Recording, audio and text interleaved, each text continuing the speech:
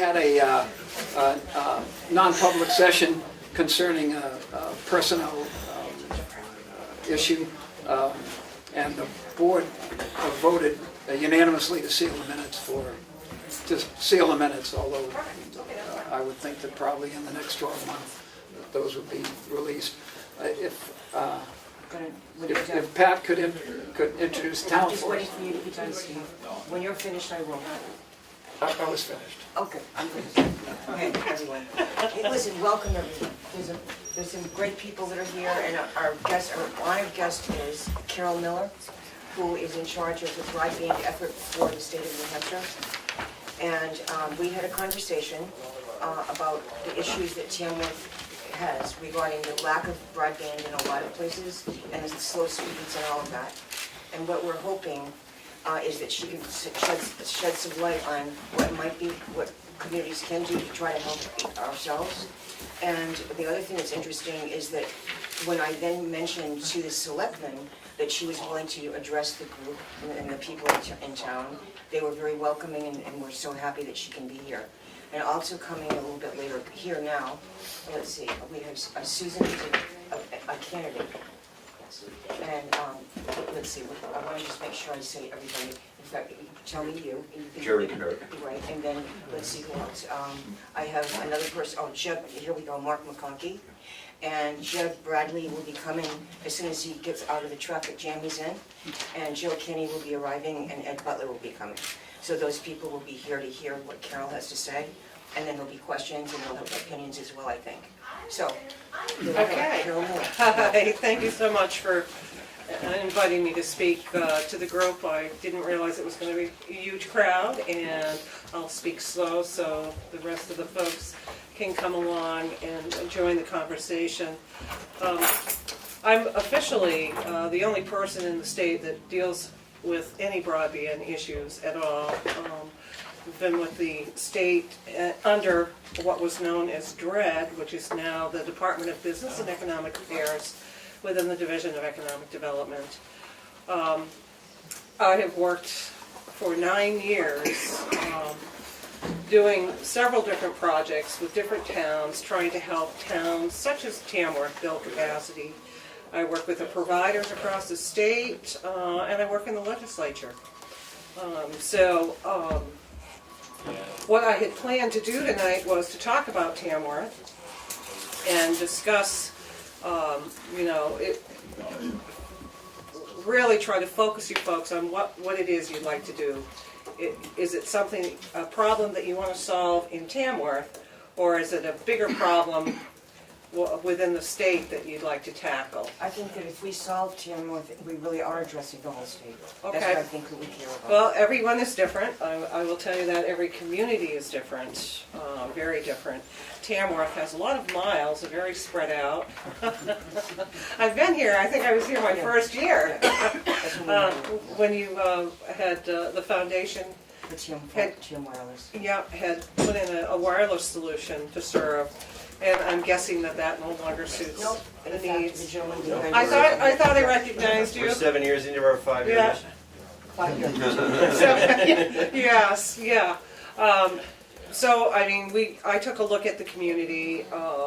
I looked at who was providing telephone service, who was providing cable service, and of course Tamworth Wireless.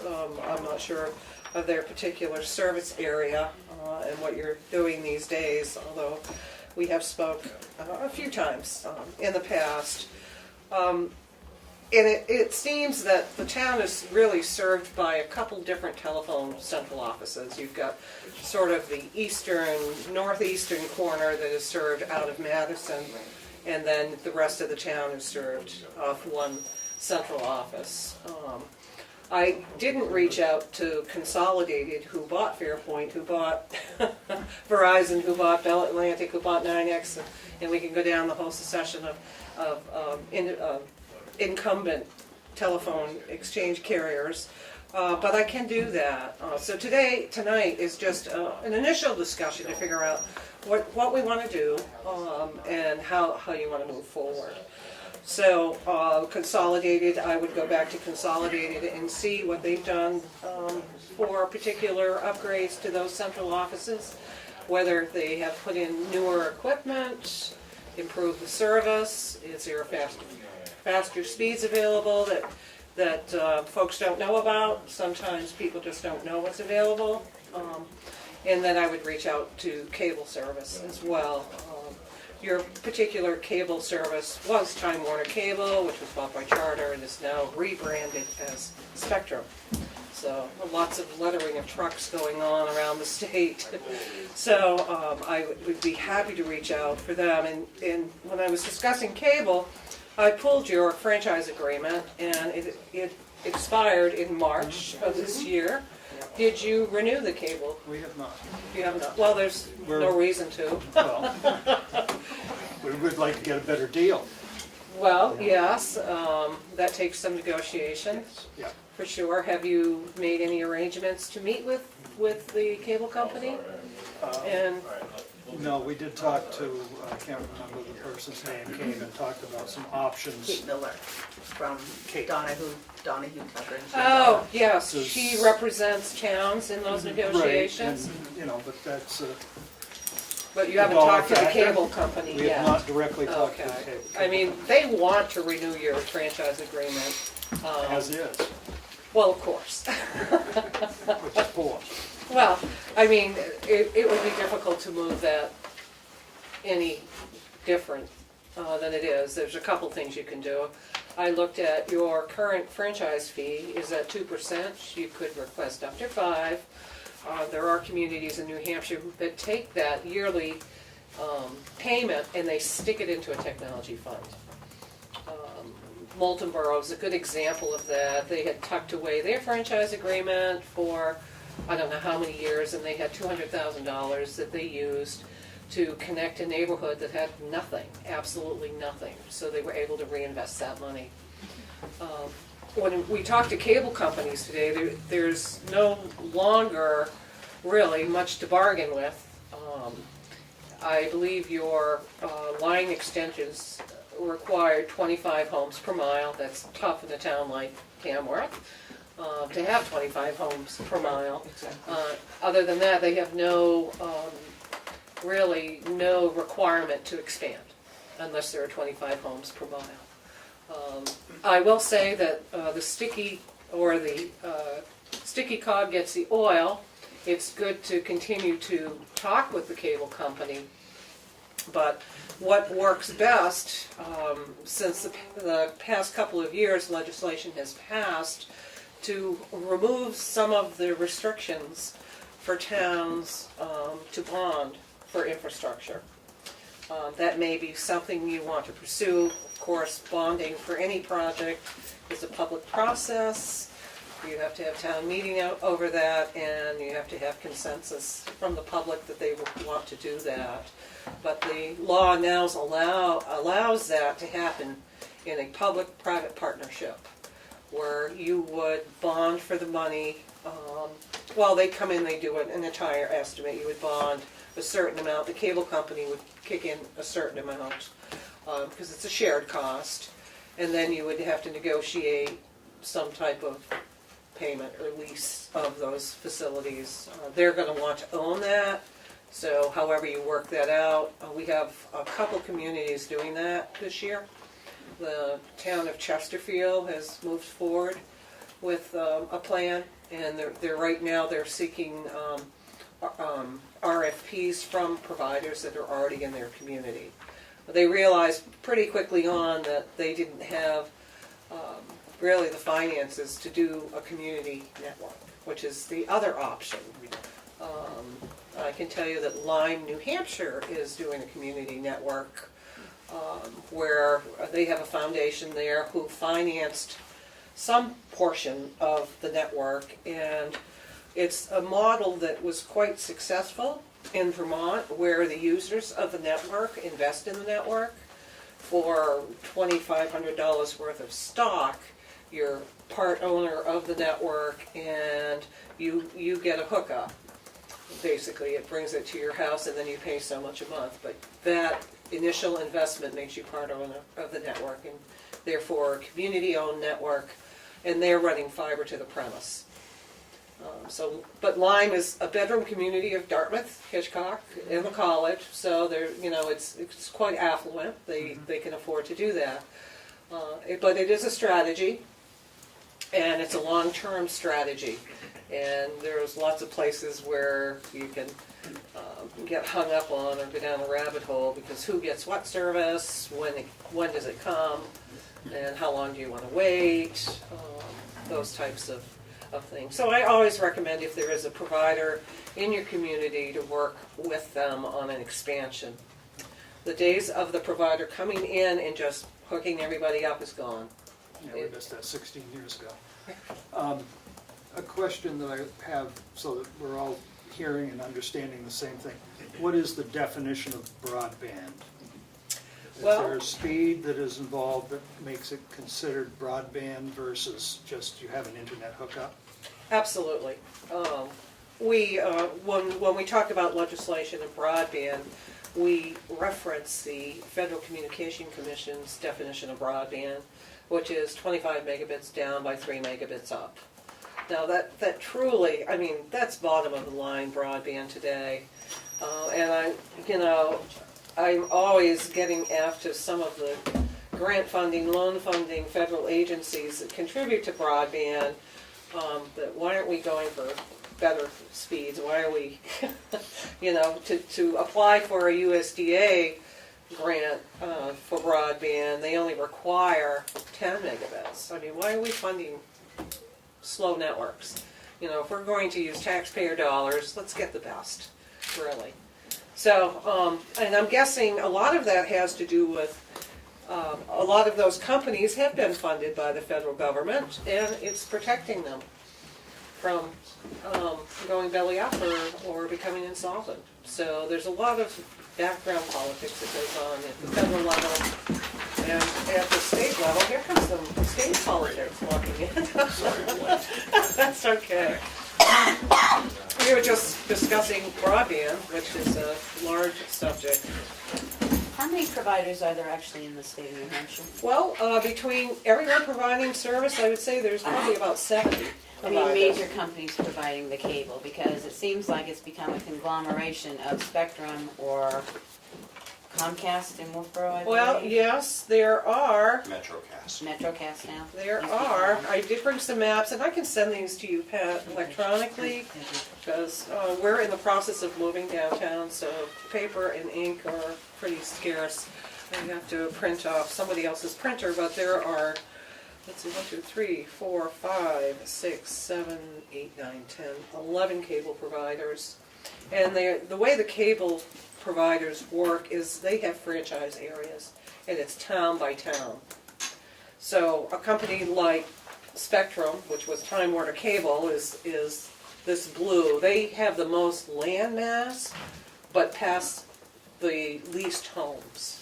A company like Comcast in the red here, they pass over 600,000 homes. Then you have a few other little assorted.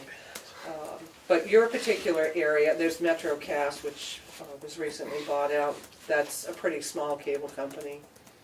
And then TDS Telecom is doing cable in their area, which they came in and they bought up a lot of the small mom and pop telephone companies, ran fiber, and then now are offering cable and gigabit fiber to the premise. So because this is the area, there's a lot of miles and not a lot of homes. These are all the real rural areas that Spectrum deals with. So negotiating new contract terms should, a couple of things you should try to do is try to get the 25 homes per mile benchmark lowered. That would help. I don't know how much it would help, but it would help some. I would look at getting a higher franchise fee, and you can just request that by letter. But the trouble with that is coming directly from the users. present users. They're having to Right. pay that freight. That's right. So some communities don't want to do that, but it gives you a slush fund. I have to be honest. I mean, maybe I shouldn't call it a slush fund, especially if this is being recorded. But it does give you the ability to create a fund that you can turn around and invest with. Again, like I said, there are no easy, simple answers. Every community is different. Every landscape in the community is different with regards to how much cable you have versus telephone. So there are a lot of things that go into each and every town's landscape. That, but those towns, and I have to tell you that you have to be willing to give something. And it could come in a variety of ways. For instance, if you wanted more cable deployment and you didn't want to bond for a public-private partnership, you could create a special assessment district, which would mean those neighbors in that district, and only in that district, would be paying for the service to be brought in and not the whole town. That is similar to a village district. They use it for sidewalks and those types of things, and it allows the resident to pay that back as an assessment rate on their tax bill over time. And that could be determined by, your select board could determine how you would want to handle that. But there is legislation on the book that allows that to happen. So instead of the whole town having to pay for the one neighborhood, the neighborhood pays for the neighborhood. Can you do, because I know there are a couple other towns that are in the same situation as Tamworth, that they have not the 25. Is there the ability in the state to form something regional, where a regional group, say 3 or 4 towns, would group together to go out and bond to build? That is an interesting idea. Vermont did that.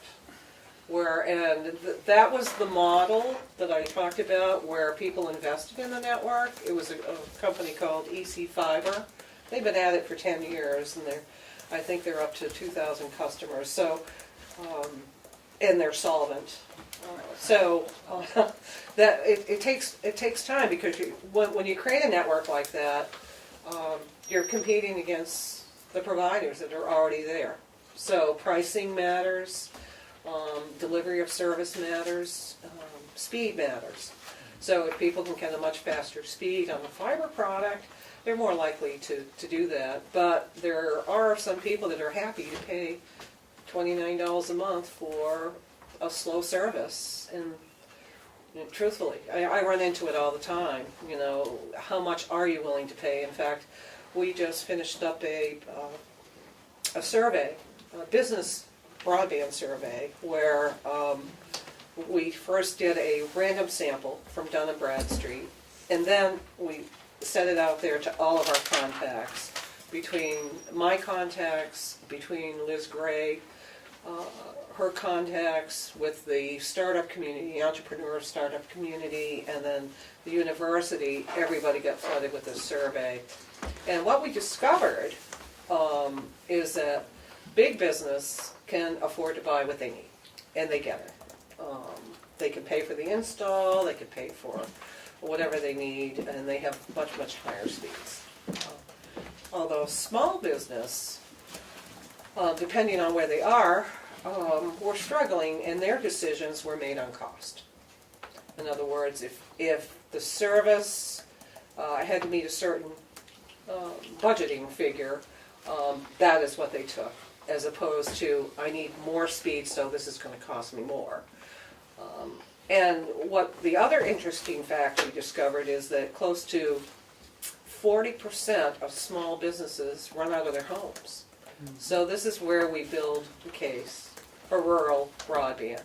People are doing eBay, they're doing Airbnb, they're doing all kinds of, they're working from their homes, telecommuting to larger corporations, and so it really matters where they live.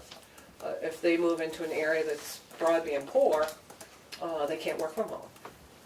So we hear a lot of those struggles. But see, on the contractual end, they don't talk internet. When you're talking with Spectrum regarding your contract, you're talking cable You're product, talking not TV. internet, and that's the problem. Well, with the cable TV wire comes the internet, though. It's very much associated.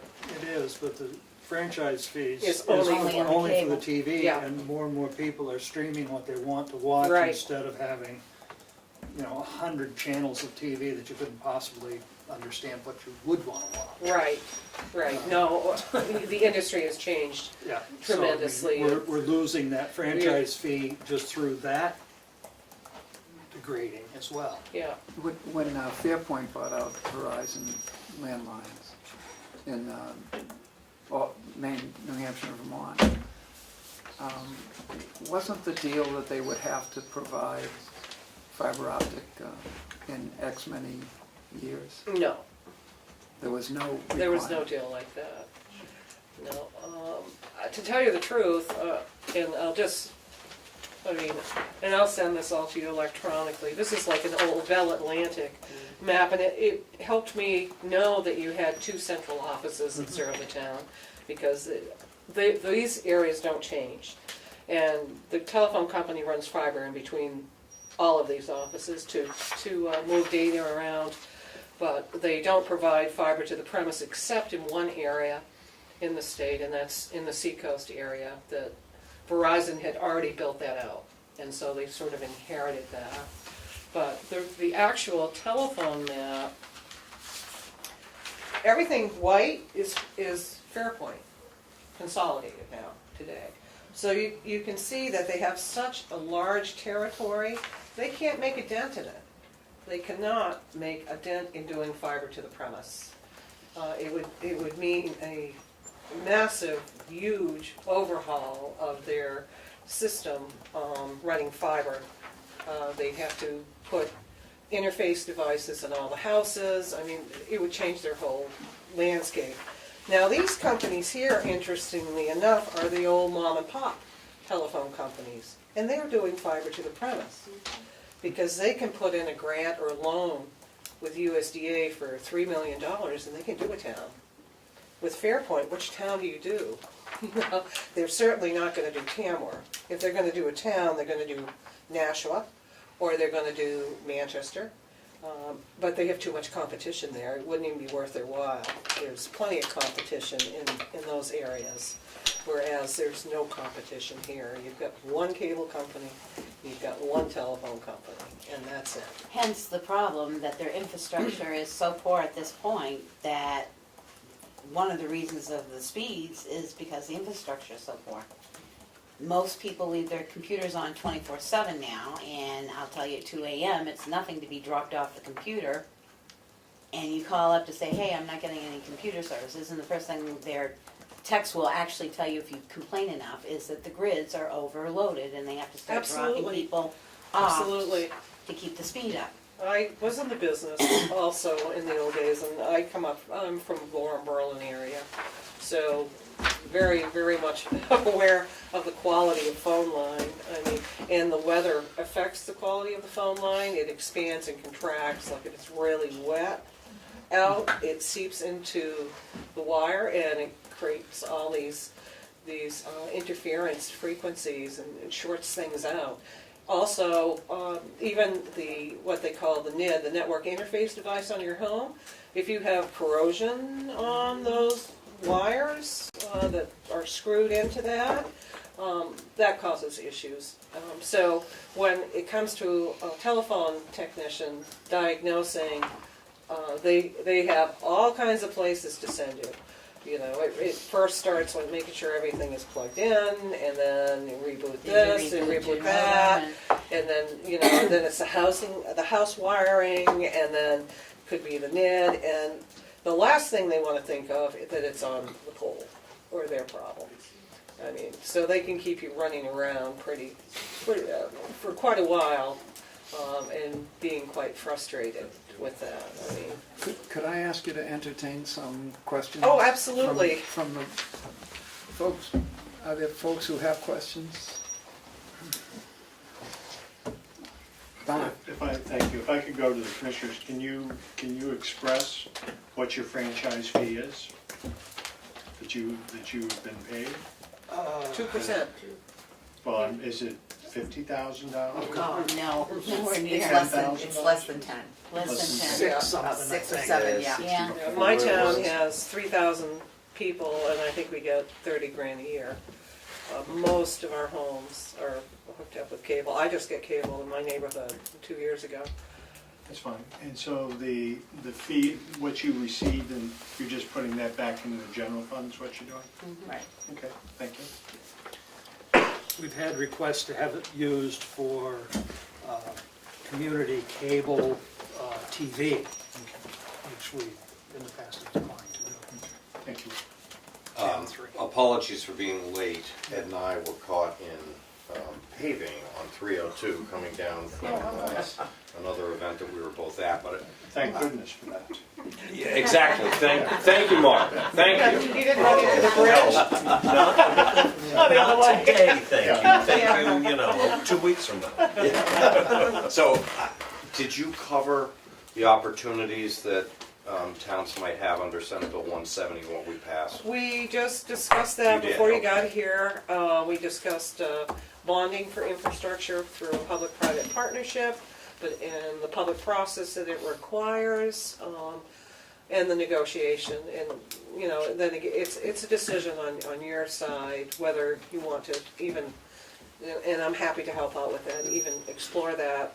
And then we talked about the special assessment districts. Right, I was here for that. yeah, So, I okay. mean, the legislature passed Senate Bill 170 so that towns would have that opportunity to bond if you saw fit. I mean, there's probably pluses and minuses, but for a town like yours, it gives you more opportunity. And I don't know, did you cover some of the things that Belmont's done that you talked to me about? Bristol?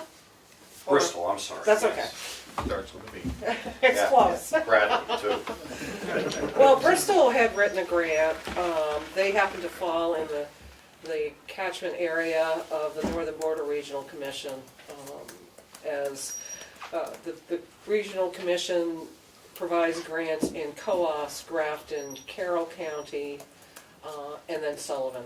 And I think we're in Carroll County. Yes, we are. Okay. Last I knew we were. Represent, Yeah, Jerry. Okay, she's gonna finish her. she's gonna finish So, it. somebody has to moderate. I'll just make it really quick. Well, they applied for a grant to build fiber optic to their, I mean, they started with their municipality, to their municipal buildings. That's a good way to start. With the Northern Border Regional Commission grant, you have to own the fiber. You can't do a public-private partnership like bonding. You have to own the fiber, although you can lease it out. It's just a different way to look at that. But they received, I would say, upwards of about $250,000, and that will do the things they want it to do. Number one, it'll hook up their buildings, and it'll also run fiber to a stranded tower. They also have a cell service problem in right downtown where they can't get any cell service. So they've been told by the carriers that if they run fiber out to this tower, that the carriers would come. So they've decided to take their destiny into their own hands. Gentleman over there is. Senator. Yes, thank you. Now, this may be incorrect, but my understanding is that a number of European countries have a very fast rate with good coverage. First of all, is that true? And if it is, what are the models that they use to achieve that? Well, If you know. I do know. Well, first of all, I will tell you the European countries are quite small, so easy to serve. And a lot of that is government sponsored, meaning some of those countries, their whole communication system is run by the government. In the good old USA and in New Hampshire, we have counted on the private sector to solve that. I mean, there's a large, if you start to look at the economics of the state, there are 3,000 telephone and cable workers in the state which contribute to our state economy. So it's quite a large segment of the workforce. So, whether they're coming to spend it in your store and you're paying for service or whatnot, we've opted to pretty much be hands-off. The state of New Hampshire has done a couple of things to help. We provided some match for a very large grant that actually helped all our public safety enforcement agencies to consolidate old Band-Aid equipment into a new microwave wireless network. And we've provided some match for our broadband mapping and planning program, which is out of money now. So I mean, the one thing is, if you know what you want, you know where you need it. I mean, mapping is a very good tool to have. You need to know where the service is lacking and why it's lacking, and then, you know, plan from there.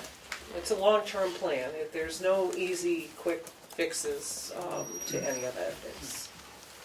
Mark, do you remember how much it cost to send the fiber optics to the county? Because they're only servicing 4 buildings. It was what, 39,000? I think you're in there, yeah. So that's only 4 buildings though. And that was the last connection, wasn't it, Ed, between the buildings? Right. Yeah.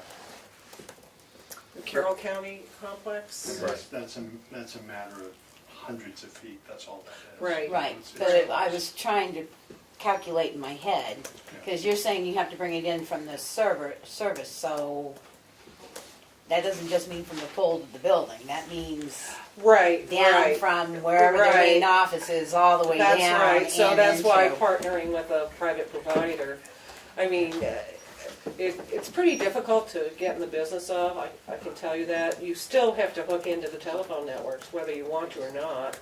You still have to hook into major connectivity, because you can't go anywhere. I mean, it's Right. okay to be able to talk amongst the buildings, but if you can't get out, you know.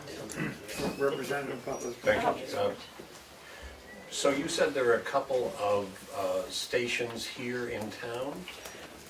There are central offices, the telephone company, the way the service comes in to Tamworth in the northeast corner is served off the Madison central office. So it's coming from Madison, and the rest of the town has its own central office. And this old Bell Atlantic map, which pretty much tells you where all the central offices are within the state. And do you have to connect to those in order to then generate fiber optic or high-speed throughout the area?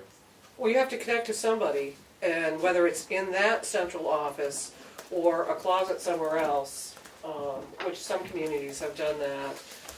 We, back in 2010, received a very large recovery grant, the ARA grant, which built 800 miles of fiber, middle mile fiber throughout the state, which didn't necessarily use the telephone system, but it still connected into a major closet, or these hubs everywhere that using our community anchor institutions. It was a project between the University of New Hampshire and a private provider. That particular fiber has been absorbed and is now what we know as First Light fiber, if that rings any bells. First Light? But they do not do residential. They have a business model that strictly serves business. Well, they have residential phones.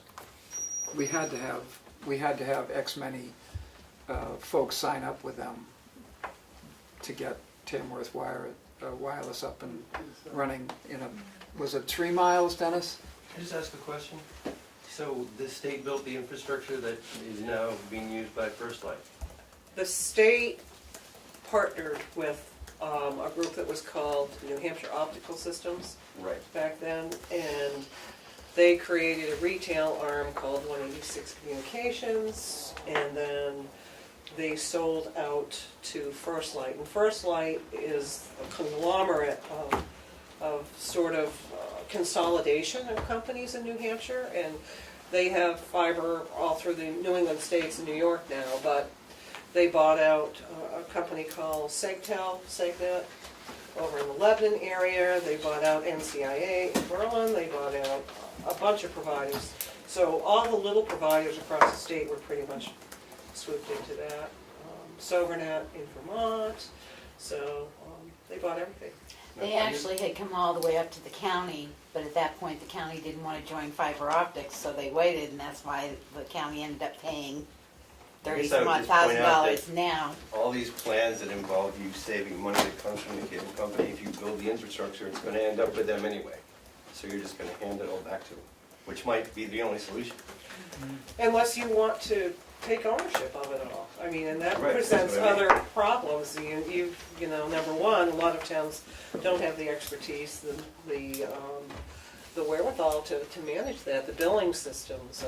And then you have to ramp up fast enough to sustain yourself, because there are costs involved with being on all of those telephone poles. There are annual costs, make-ready costs. I mean, if you break down the cost of a fiber mile, it's close to $40,000 and up for just a mile of fiber. But that includes, you know, all the drops, that includes equipment, whatever it takes. It includes make-ready on the poles, police detail, if they have to, you know, have trucks out there on the bucket trucks, and it includes everything.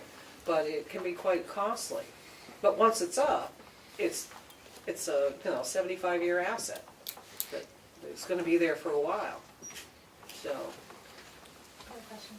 So I think this is a slight variation on the question that Becky asked about the partnering with others in the same situation, because the way that you answered that was about a local network. Yeah. But is there a way, has anybody partnered with other towns to be a bigger customer in the negotiations, so that you're still dealing with the broadband provider, but you have more attractive buying power, because you're not just talking about, Tamworth with its spread out residences, but you're talking about they get Tamworth and 3 other towns or something, I don't know. Well, that would take a change in legislation. Legislation currently says that the franchise agreements are town by town, Right. specifically. And you bundle them where they're still town by town, but they get multiple agreements, multiple towns, separate agreements. Well, but- Littleton area did a multi-town agreement for the cable franchise. Kate Miller handled that transaction. But it didn't really get them anything. The regional regionalization I was talking about was towns actually in Vermont. They passed legislation that allowed the towns to bond together. And they built their own network through that, and through the model of selling shares, stock in the network, each individual's own part of that network. And so it did work, but it took a long time. Carol, there's a commission that has been working for a couple of years on broadband information for the state, and that report is not out. Is there? Oh, that report that I'm writing is not out yet. That report that That's right. you're writing. Are there recommendations from the commission? I can tell you that the members of the committee had a very hard time with coming up with any recommendations. First of all, a lot of folks think, it's not my backyard, it's not my problem, and when you start to own the problem, it creates more problems. So they were very cautious about what could be recommended. I'm happy to come up with recommendations for that report, because I am writing the report. I facilitated that whole broadband study group. So, and it consisted of 6 meetings, 2-hour meetings, right on the clock. And the industry came in and they talk about everything that they do. But regardless of what they do, there's still problems and issues that need to be solved. And whether the state of New Hampshire wants to get involved in that, so far they haven't. What would solve that? The first thing that would come to mind would be money. Money does solve everything, but it still doesn't solve the major problem. If we had all the money in the world, everybody would have broadband. If broadband were regulated, which it is not, we'd all have broadband, but that horse left the barn. That's a federal statute, that broadband is non-regulated. They tried to regulate it with a light regulatory touch at the federal government, and the current chair, Ajit Pai, just blew that away with net neutrality. Everybody was so upset about net neutrality. That was not the loss. I mean, net neutrality, there's been fast lanes for a long time. If you have money to pay for the service, you can get the service you want. And you can get everywhere you want. Net neutrality has been dead for a long time. But what we lost was a classification at the federal level from an information service back to an information service from a telecommunication service. And that was the key to the regulation on that. And it's hard to imagine that that could be reversed, although the commission could change, but probably not in my career. So if a number of towns got together, again, we're talking northern New Hampshire, which everything's spread out in northern New Hampshire, but a number of towns got together to do something regionally, does the law in Concord have to change to allow those towns to go together to receive a bond, to apply for a bond? I would think that there would have to be slight legislation, and there's the Vermont legislation that could be used as an example of what could be done. As it stands now, it's town to town. Okay. And, you know, with some towns, well, like, I know in my area, Berlin and Gorham have a hard time working together because Berlin's a charter, Gorham's a town. But I don't think that's the case in Carroll County. No. I don't think we have any real cities. No, we had this rural Rural communities. towns. Conway, I mean, the Conway, yeah, but they're They're not still not a city, city or a No. city No, compact. they're just not Yeah, rural anymore. yeah, but, no, there would have to be, and like I said, we have an example that we could use from Vermont. That would take time, and it's probably worth pursuing. I'm not sure the industry is gonna like that. Do you have the information on that? Or I can I do. just look it up? I'd have to look it up for you, Okay. and I'll send all of this along with Pat. Well, can you also send it to Darlene so that the select people Okay. get it? All right. I'll get you my card. Okay, I don't have any cards left because my address is changing, Okay, so so I'll I give you will one. give up now. Thank you. Couple questions I'll try to consolidate, but maybe I'm just thick, but I just don't know what problem we're trying to solve in Tamworth. I guess from my point of view, I live in town and I live in a neighborhood, the internet seems to work pretty well. I just don't know if we're trying to serve some hermit who lives way out the end of a long, long road or what. And then does this have anything to do with 5G or what's the stuff about 5G? I see it scrolling along my Facebook, stuff about 5G, but Well, 5G is the next generation of cell service. yeah. And having better connectivity in town would make that happen faster, because 5G requires that these cell receivers be closer together. The model so far has been you have a tower up on Mount whatever, and it will serve an area or circumference of its view, its shed view, with signal. With 5G, I think some of the deployment is actually happening on telephone poles. And we did, the Public Utilities Commission just this year revised the telephone pole rules. That's the only thing they regulate. Telephone isn't even regulated anymore at all. But they regulate, Public Utilities Commission regulates vegetation around the poles and the poles.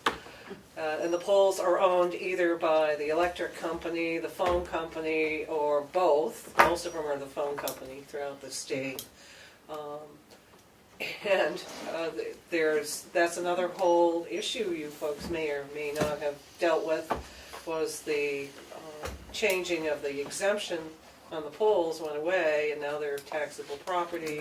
And so the telephone company is busy suing all the towns. Right. So.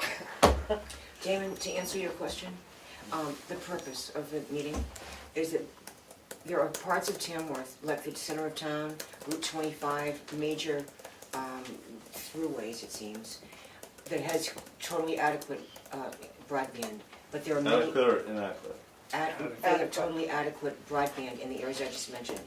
However, much of Tamworth is much more rural, spread out, and very lacking in ability to have any internet. Tam Wireless was able to provide some of that to some portions of Tamworth, but there's still a major areas that have nothing, and that's what the reason for this is. Representative McConkey. Yeah, Steve, thank you. And I see Susan's here from the Planning Commission, and perhaps you know.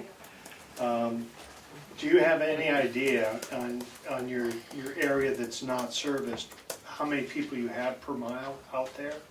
I mean, you're never gonna meet the 25, but I would think there's the granite system, someone could come up and say that because. I don't even think it would be, in some places it might not even be 6 people per mile. Okay.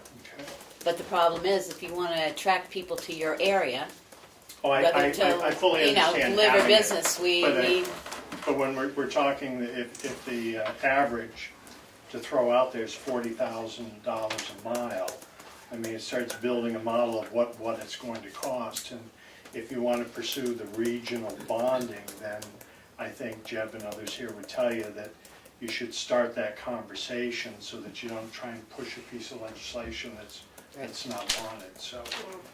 That is true, that's why mapping is so important, which we ran out of funding on that. This gentleman in the back is. Can I ask the question, is the measurement people per mile or houses per mile? It's house per mile. It's- I think it's dwelling that you could connect to. Connect to. Right, and there are specific, you can't have a driveway more than 150 feet long, or if you have a dish, like satellite dish TV, whatever, they don't count you. That is not, they don't have to count you. So, long driveways and dishes that are viewable don't get counted, so. The lady, Are there any available grants that you know of for the mapping and things like that we might be doing preparation that we should be looking at? Well, the mapping did apply for a Northern Border grant and had received 2 before and didn't get the award this year, so I'm trying to figure out how I can help. That takes place at the university, and what they've done is they keep track of our statistics statewide, even though a lot of the capacity building projects were in Coas or Sullivan or Grafton, Carroll County, whoever applied, whoever got the grant,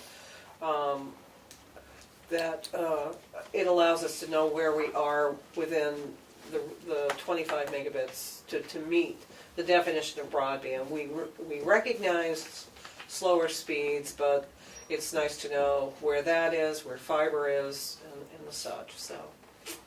I'll be looking to figure out I how would to. just point out that grant was $75 million. I was on that commission.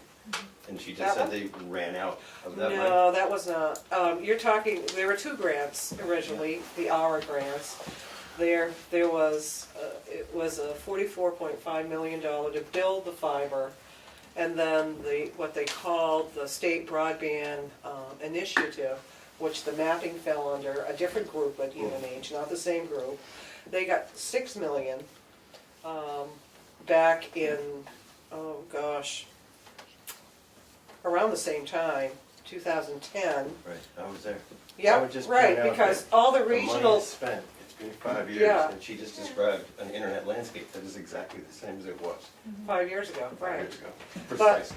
Of that 6 million, every regional planning commission was engaged, and they went out, they did drive tests, they did community meetings, that's where we met again, at the, Is that your planning? yeah, Commission? Lakes Regional Planning. And that was Nothing before has Jeff was changed. there. You just described a landscape that is exactly the same. Well, nothing has changed usually for rural. I can say that I have broadband now because I was 11 poles away from a cable service. Great, And it Tamworth, took this is me a long time, and I only got it because I squeaked a lot at every conference I went to. But you know, the cost to bring that was, I had received a quote, was $23,000 at the time to bring that cable up 11 poles. 23,000. Barbara? $6 million to talk would have put a lot of broadband in. Just saying. Get another- Just saying. Yep. Well, the 45.5 million did, but it wasn't the last mile, it was the middle. Oh, does Mary have a question? Well, I think, I was just gonna ask, what about businesses? How would they be included with houses? Yes, Okay, yeah, okay. Anything connected? As an additional number, I mean, like if there was. right, as long as their driveway wasn't over 150 feet No, and. I don't agree with what the assumption is there. I Okay, don't believe that they're going to say, because you have a business in your house, you count as two. okay. No, You no, count as oh, one. no. Oh, I wasn't Yeah. getting that. But you do count businesses. A business, yeah, I mean, if you had a business separate, it would count. Yeah, if it was a different building. Yeah, different building. Not on the same property though. It has to be on a separate piece of property. It can't be a building on the same property as the driveway is used. Mary, I have a question about funding sources. USDA has Community Connect grants, and I'm not sure if that's something that might be used for any part of this kind of project. And if you know of any municipalities that may have already used those grants for this kind of project. I know of one. With the USDA Community Connect grant, you have to meet what they call a low and moderate income benchmark. So there was one community in New Hampshire that qualified, it was North Stratford in Coas County. North Stratford. It also requires that you build a computer lab for the community where it's open for the community to come in and use.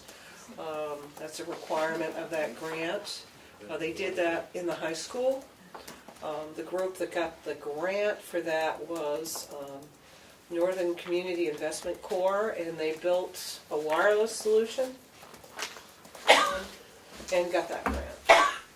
But USDA is quite active, and they will come out. I know that the same group applied for another grant through that USDA over in the Lisbon area.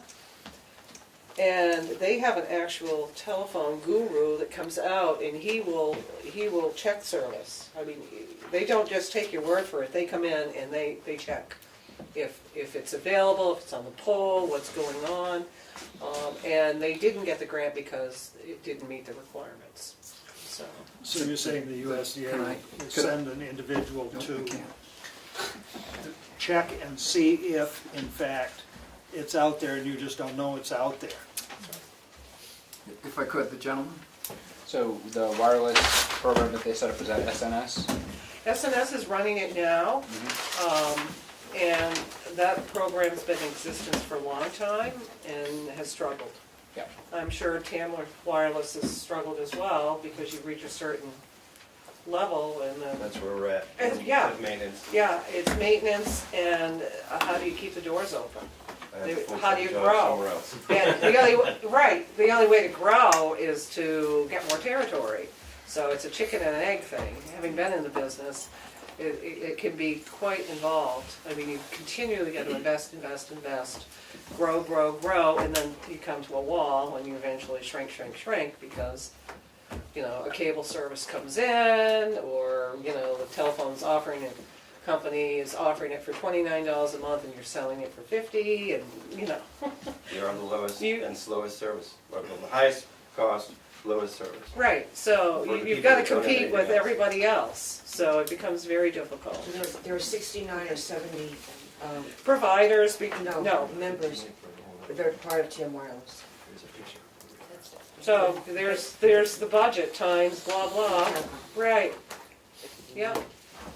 And did you find that when another service became available that they would go to the other service? Some, Yeah, but some, it's still not all. not adequate. Yeah. I have presented the selectmen with sort of a breakdown of where we're at.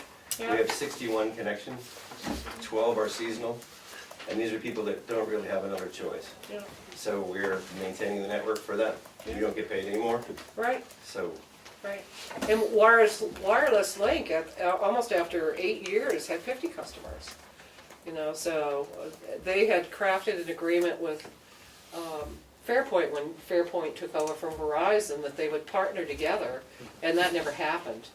In other words, they would do the areas that that Fairpoint wasn't going to go into or wasn't going to expand service, and they were surprised that Fairpoint didn't keep up their end of the bargain.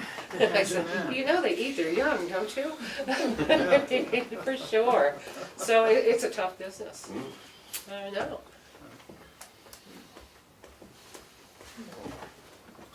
So, did you say that you can set up districts in the town where if people don't have internet, they can set up a district so they pay for it? Yes, special assessment districts. Yeah. It seems probably a more fair way for a town to approach that. And I don't say this to be mean, but when it comes to the public process, people who have broadband don't really care about people that don't have broadband. And I don't say it to be mean, it's reality. Because that means their tax rate is going to come up to cover that bond. So you either are in it all together, wanting to work together. I mean, it takes building that capacity, wanting to make sure, and there are reasons to do that. Here's a great reason. And it hasn't happened yet, and I'm waiting for it to happen, is that people with inadequate broadband might at some point approach the town for an abatement. And that might be worth looking at. I mean, it hasn't happened, nobody's literally done that yet, but homes are worth 20% less without broadband, and I suspect it's more. I think realtors today are very keyed in on the fact whether a home has adequate broadband or not.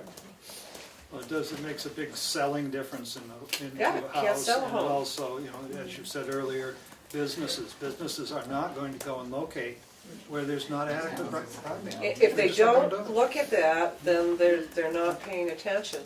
Right, well, they're Yeah. bound to fail. Right. Or They things can't will be hard. communicate. Yeah. I mean, there is satellite service available, but again, that has its restrictions. Number one, if you use, the speeds are much higher today than they were, but they're still, you've got to go, 20,000 miles up and down every time you make a ping on the internet. So it's not good for virtual private networking, for people that log into company networks off-site, because there's a lag in the connectivity because of the and they are offering faster speeds, but if you actually use it, you get throttled.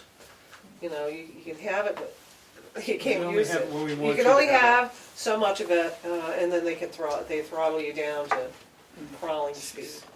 And it's not cheap. It's not terribly expensive, but it's not cheap. Do you know if there's any of the state planning commissions who are working on the project on a wide basis?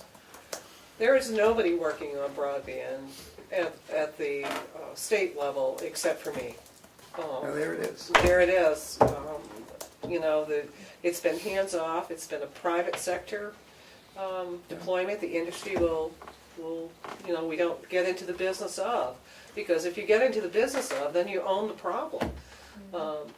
And it's a tough problem to solve. As you can see, every town is slightly different. I mean, the problem is all the same, but the landscape is different.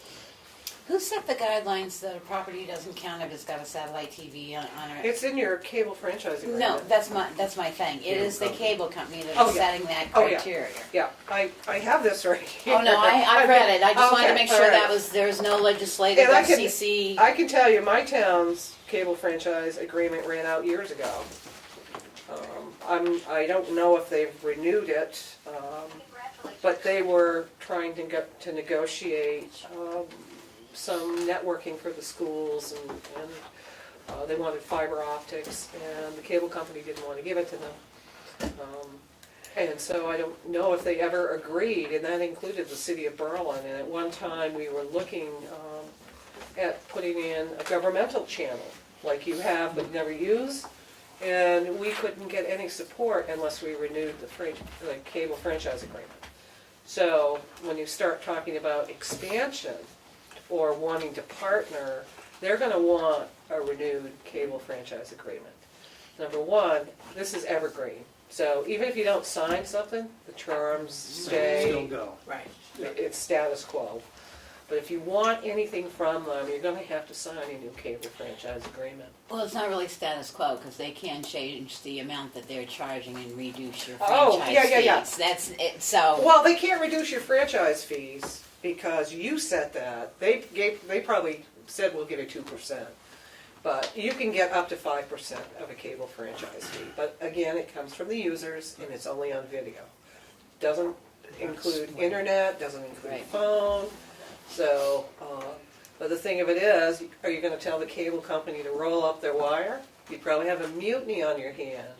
There are still people that watch cable TV. Older people don't normally stream stuff. Right, and those other people that are getting. I know, the if I same don't get my facility. MUR, I get very cranky. And that's the only reason I have cable TV, is I wanna watch MUR. I can't get that. I can get it on the internet, but it's just not the same. I mean, I wanna hear the weather, I don't wanna have to press a button every time I wanna hear a clip of something. I just want it all to just happen. Mary? I have a question. There's been some stories about schools being connected with fiber, and is that something that's happening statewide, or is there an initiative to do that? Yes. And why wouldn't that sort of connection somehow, if you could continue it to maybe a business area while that work was being done? That's exactly what we're doing now. We have an initiative called the New Hampshire School Connectivity Initiative. It's made up of myself, Department of Education, Stan Frieda, Scott Valcourt from the university, Brian Shepard from the university. We also have Dr. Bob McLaughlin, who is the federal chair of a National Collaborative for Digital Equity, involved in that, Department of Information Technology. We have a lot of heavy hitters on this committee, and we're working with a national group called Education Superhighway. And right now, there are about 37 schools left in New Hampshire that don't have fiber. And last year, we were successful in getting access or being included in the Governor's Infrastructure Trust Fund, which allowed us to set up the state matching fund. First time we actually had, the state actually paid some money. And unfortunately, it happened so late. We did that in response to a federal opportunity. In other words, the federal E-rate program, if you built fiber construction, you would get your free reduced discount, whatever it is, 60, 70, 80%. They would kick in another 10% if the state set up a matching 10%. So a school that had a free and reduced lunch discount rate or benchmark of 80% literally could have it done for $0. We got word that it finally passed. I mean, we tried, that was the third plan, that was A, B, and C plan. And we had 3 weeks to sell it before the opportunity was over at the federal level. But I can tell you that $102,000 of state money leveraged $1.2 million of spending to help the schools. So there were about 9 schools that took advantage of that. But the strategy now, we actually got a grant from the Charitable Foundation and hired a field consultant, a gentleman who retired from the Community Development Finance Authority, Glenn Koppelman. I don't know if anyone knows him here. Very fine fellow. He is now the face of our initiative, and our strategy now is to take those towns, the schools that don't have fiber, number one, if we can't find a Northern Border grant to supplement that, start working with the municipality in that town, and between the two of them, they could possibly, work out the details to finance that.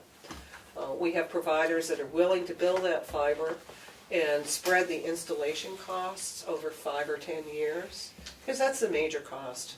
And of course, the monthly is more than some schools pay, but the scalability of it is Do you have a list of those 35 schools? I do. You just send that along too? Yeah, 'Cause there's a website that goes along with that. It's sort of a point and click list. But we're working, Cornish is we just went up to Cornish, New Hampshire, to try to sell that program between the municipality and the school, and it's a tough one. Mark has a question. So those schools that do get connected, and my first thought was, schools tend to be in the downtown area, and they're probably already getting service, but then I start thinking of ours, and they are in some rural locations. So when that connectivity comes to the school, is that the opportunity that the lady was speaking of for that closet installation and to hub out from there? Or is there just enough making its way there that that connection from that point, which could be a capital improvement for a town, is that a possibility, or is it dead end at that point? This particular is, the fiber provider is First Light Fiber, and they don't do residential. They don't, I mean, if you hooked in with residential phone, that's a special deal. Back in the old days before, What I remember from working on the commission was that they would bring the fiber to the school, and you would still have to do that pole-by-pole negotiation to bring it out from the school. Yeah. Then you would have to pay a provider to light it up. that's correct. Yeah, Because they it's do dark fiber, not which is do not the color. residential. They will do the municipal buildings, and they will offer either lit service or dark fiber, either one of those. And, my experience with most towns is you don't want a dark fiber because then you have to manage it. And, I'm sorry to keep interrupting, you'd be running fiber on the poles right next to the fiber that is already there. Right, exactly. And eventually would end up being owned by the same people that own the fiber. That's right, already because, you've got to be able to afford all of that. So, yeah, I mean, there. Right. it sounds so depressing. The most depressing thing is the same thing that it was 5 years ago, Carol. Seriously, I mean, when you came to Well, this, it was 5 years I didn't have same cable landscape. 5 years ago, now I have cable, It's the so. same. So the strategies today really are working together. The lady behind, I'm sorry. When you say 37 schools in New Hampshire don't have it, are those high schools? There are a mix of high school, elementary schools. I mean, you'll find that even elementary schools today really need to have fiber. They're not really utilizing the resources of today. I mean, and you're gonna see computers and Chromebooks and whatnot going further and further down in the grades. I mean, even technology today, when we look at workforce, we're starting in 8th and 9th grade to look at workforce, trying to get these young kids involved and interested in what's happening with technology and letting them know that there are jobs in the state. I mean, I see that going down to 4th grade. And so, elementary schools will definitely really need to have it. And is it the expectation that those 37 schools will get fiber? Well, it's our hope. I can't say that they will, because it still becomes a decision, a local decision. If you have a school that has a cable connection with, say, 50 meg, and they're paying $100 a month, and then you say, well, why don't you get fiber, and now the bill is $1,500 a month. It's a budget decision. Although that $1,500 a month allows them vast resources, it's like, well, the 50 meg is good enough for what we do, but it doesn't allow them any room for growth. So there will be some of those, but our hope is that we get them all to see the light. Can we, I don't mean to quash anything. If out of this meeting, questions that don't get asked tonight come up, can Darlene Absolutely.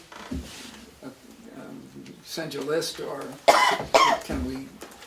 Absolutely. I also came prepared tonight to talk not only about, some of my experiences in other communities, how they tackled the problem, and one is surveying their public. I mean, you've got to know where the problem is. I mean, if you're happy downtown in your area, I mean, where are the problem areas?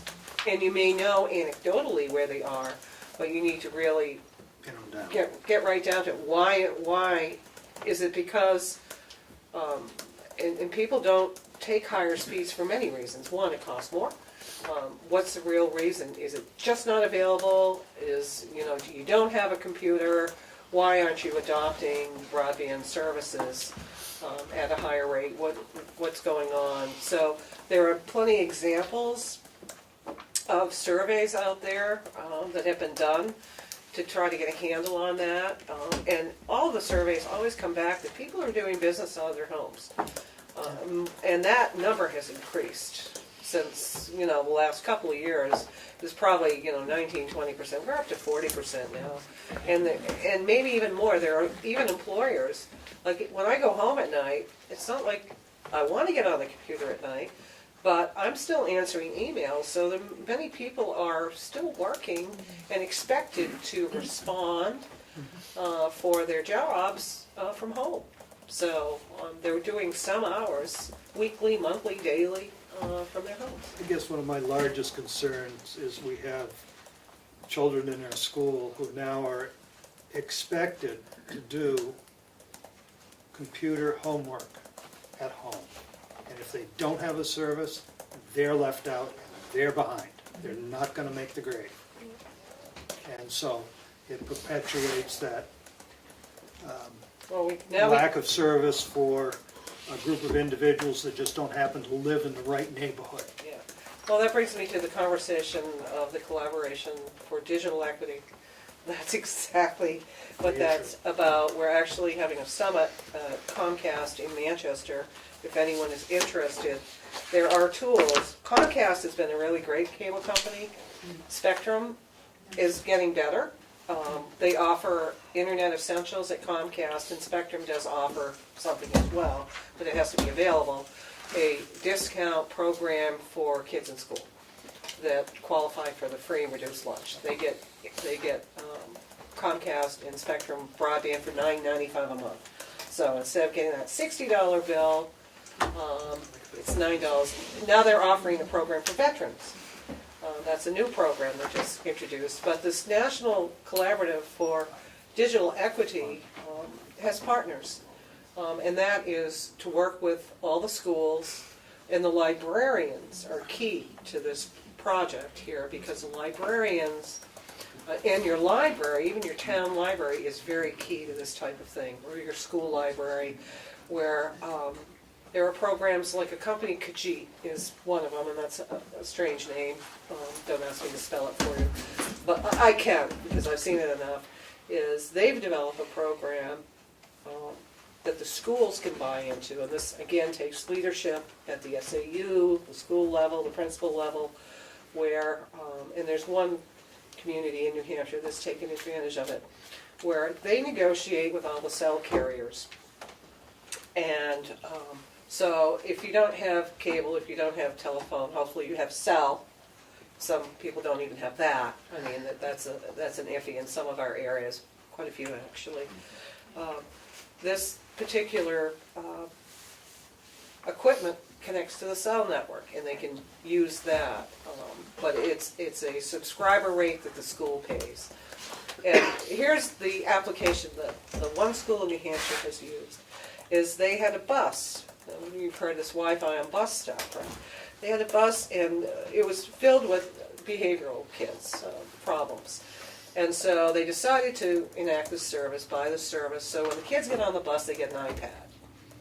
And it just connects through Kajit, through all of that. The kids are on the school bus, they're doing, it's filtered, so they can only go to appropriate sites and all that. That's all taken care of. And they use it to control the behavior on the bus, and they don't have any problems on the bus anymore because the kids are on the internet doing work. But it's a perfect example of a collaboration that the school could do that might work in an area that is. But you need to find out where those areas are, and there's only one way to do it, and that's to ask. The thing is, years ago, and we're on the master plan and whatever, and the Tamworth Economic Development Commission was born, and we recognized really immediately what you've been saying, what we've been all talking about, the economy effect, and the people that can't live here anymore, and they've moved out because they can't live where they have their home to do their business. So in the beginning, we helped and encouraged Team Wireless to happen. And that filled a very great void for a lot of people. And as we've discussed, that people are less on that now, but they're still in such need, so many are in such need to have broadband. And it sounds as though it's talking about, if I've got it right, a survey is most important. You're saying. Survey, Mapping. mapping is that everything? important. And the thing that I'm hoping will happen by having some of the people that are here as our guests as well, is that the idea of having legislation that will allow either regionalization or bust the monopoly or whatever they'd like to do would be lovely. And I guess that at some point, I know that a lot of people try to think outside the box, and I think it's almost thinking outside the box somehow is going to solve it by some of the creative solutions that you've been mentioning. Well, I'm not sure that breaking the monopoly is going to happen. I agree. Yeah, it sounds I really just sort of great. said that, It sounds great. There would be an uproar in Concord like you wouldn't believe. People would be slashing tires, jumping out of windows. But there, you really have to take your destiny into your own hands, and that's the message I bring today. The Lord helps us who helps ourselves. Really, you have to decide if you're going to do something about it in your town. If you want to help pursue a regional effort, and it means doing some work, some hard work on that. I have tools that I can share. When we go in to do a building capacity project, we take a look at the entire landscape, who's in your community, what speeds they're offering, and with combination of the survey to find out where those stranded areas are, and who's the closest to those areas that might be able to help, but you need to decide and focus on what is it you want to do. That's the hardest part, to tell you the truth, because everybody knows we need broadband. Everybody wants broadband for everybody. But then what strategy, what are you going to focus on? You're going to focus on the totally unserved, or are you going to focus on the underserved that aren't getting what's considered FCC broadband today at 25 megabits, which will probably, I hear it's supposed to go down, which would make me very angry. Why they would do that, but there's reasons, I guess. But you need to really focus on, how do you want to move that forward, and if you want to move it forward, and who's going to help you, who's going to work on it. So, all that happy news, huh? Yeah, thank you. Thanks for coming. Don't let the door hit you on the way out. I'm hoping that this meeting has shown that we really care about this, and that the Selectmen will take it seriously, which I know that they are. Last word from David? I'm just gonna ask another question. So we can map what houses aren't covered by the cable company, but we don't know which houses are using cable, or which houses are using telephone broadband. Well, the survey, No, the I'm survey. not asking about the survey, I'm asking about from the vendors, who is actually hooked up. They won't. Because survey, you're only gonna get like 25% response if you're lucky. They won't tell you that. So that, when you say They will tell you mapping- what road they're on, that's. Right, and I already know that, but, so you're saying that it's not available to know No. That would be who's considered not connected? proprietary information that a competitor could use against them. I Or can town, or, take Time Warner Telecom with that information. Sure. It doesn't make any sense to me, having been in the business, I would want everybody to know where my service was. Everybody, I mean, it's just doesn't make any sense to me, but that's what they say, it's a proprietary competitive advantage. Generally, in the franchise agreements, it requires the cable company to supply a plant map upon request to the town. Yes, but it won't tell you whether people actually have the service. Right, but it gives you the wiring map. It gives you the wiring It is, path. but it's And proprietary. if you're working with a mapping group like Cartographics to do your town maps, you can lay that right on top of that. And I would suggest doing that. Now, Consolidated will come in and they'll show you a map. They won't leave it behind. Because that, they wouldn't do that, but you can pretty well guess, really. I mean, if you get a look at that, you can get a look at where they're weak, where they might have what they call remotes. Or if they don't have remotes, they should have remotes, because remotes will take the distance-sensitive issue of DSL service, it makes it go away for another 3 miles, so. That's a big difference. Yeah, yeah. It still doesn't, DSL still doesn't live up to your definition of broadband. Well, here's what they're doing. They're meeting the download speed. There's no guarantee of it, but they're meeting it as far as the FCC goes, because what they're doing is they're bonding lines together. So that doesn't mean you can have it, but it's available. So it sort of meets that definition. I mean, you'll find most of the federal agencies will work very hard, since they've given the telephone companies so much money over the years, that they protect them. You We know? have some folks in the House who are checking their watch because they have. No, I'm good about this. And I'm not sure how many questions we're gonna ask you. However, speaking of, we're glad you're here, because you have ideas that we otherwise wouldn't. And additionally, we're grateful to the time, energy, and effort that you've given us, and the knowledge. Only we're gonna take advantage of that by sending you a ton of questions and that is advice. that is fine with me. In fact, I'm happy to come back if you want to put together a small committee, Great. which would Great. take away from all of this No, that's kind of okay. thing. You know, and, we're big on. and We'd also help. like to thank the senator and the reps who are here for their leadership in the Senate and the House as to overriding the veto, which is critical to ensuring the economic stability of this town. So we'll have some Money to work with. something to work with concerning the existence of Pine Tree Power. So thank you for the folks and the folks who have left who are also. And I want to point out that Susan Slack from Lake Region Planning Commission has arrived, she's right here. So she's helped us with the planning board, right here, Susan. And they're very willing to help us on the committee. I know that you Great. guys have been great throughout the state, all the regional planning commissions. If with your forbearance, we'll try the ever exciting signature file after a brief 5-minute. Thank you so much. Thank you again for coming. They're smart. Smarter than any of us.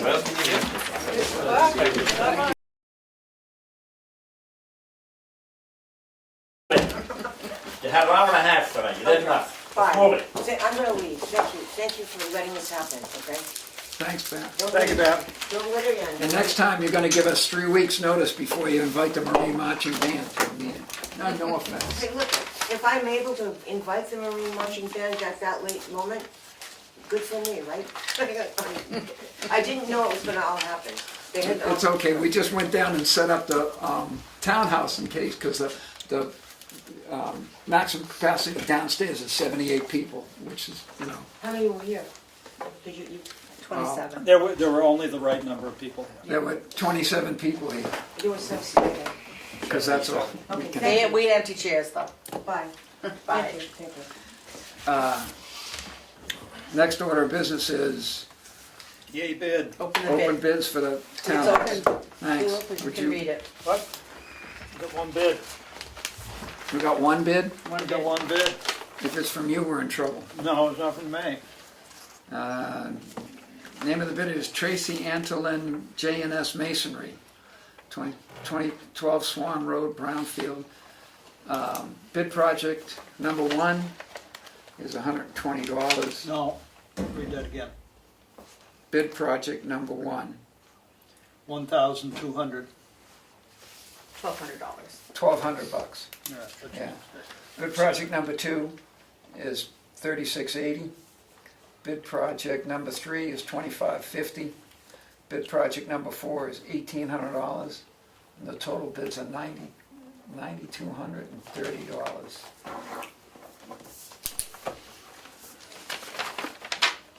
Certificate of insurance. Nobody, no locals, You said the total bid No, price I- was $92.30? Yeah. $92.30. What do you think that was gonna come in at? Did you have any idea? I didn't mean to interrupt again, but Mr. Kinney did arrive. I just Oh. wanted- You did right. Hi, Counselor. We've had a lengthy session concerning broadband availability in the town, good for the economy. Absolutely. No matter what they're talking about money, but the senator told us that there's some political difficulty with small towns doing what's best for business, and that the current providers tend to... It is a supply and demand game, but if the town does, want to take on some of the responsibility, there is, obviously grant money out there. Next year, there'll be a cycle for grant money for, communities that are looking at expanding broadband and telecommunications. But again, I kind of follow the Bristol example where they've been working on this for several years and now have put their funding package, but now they have to build out their fiber and their Correct. network.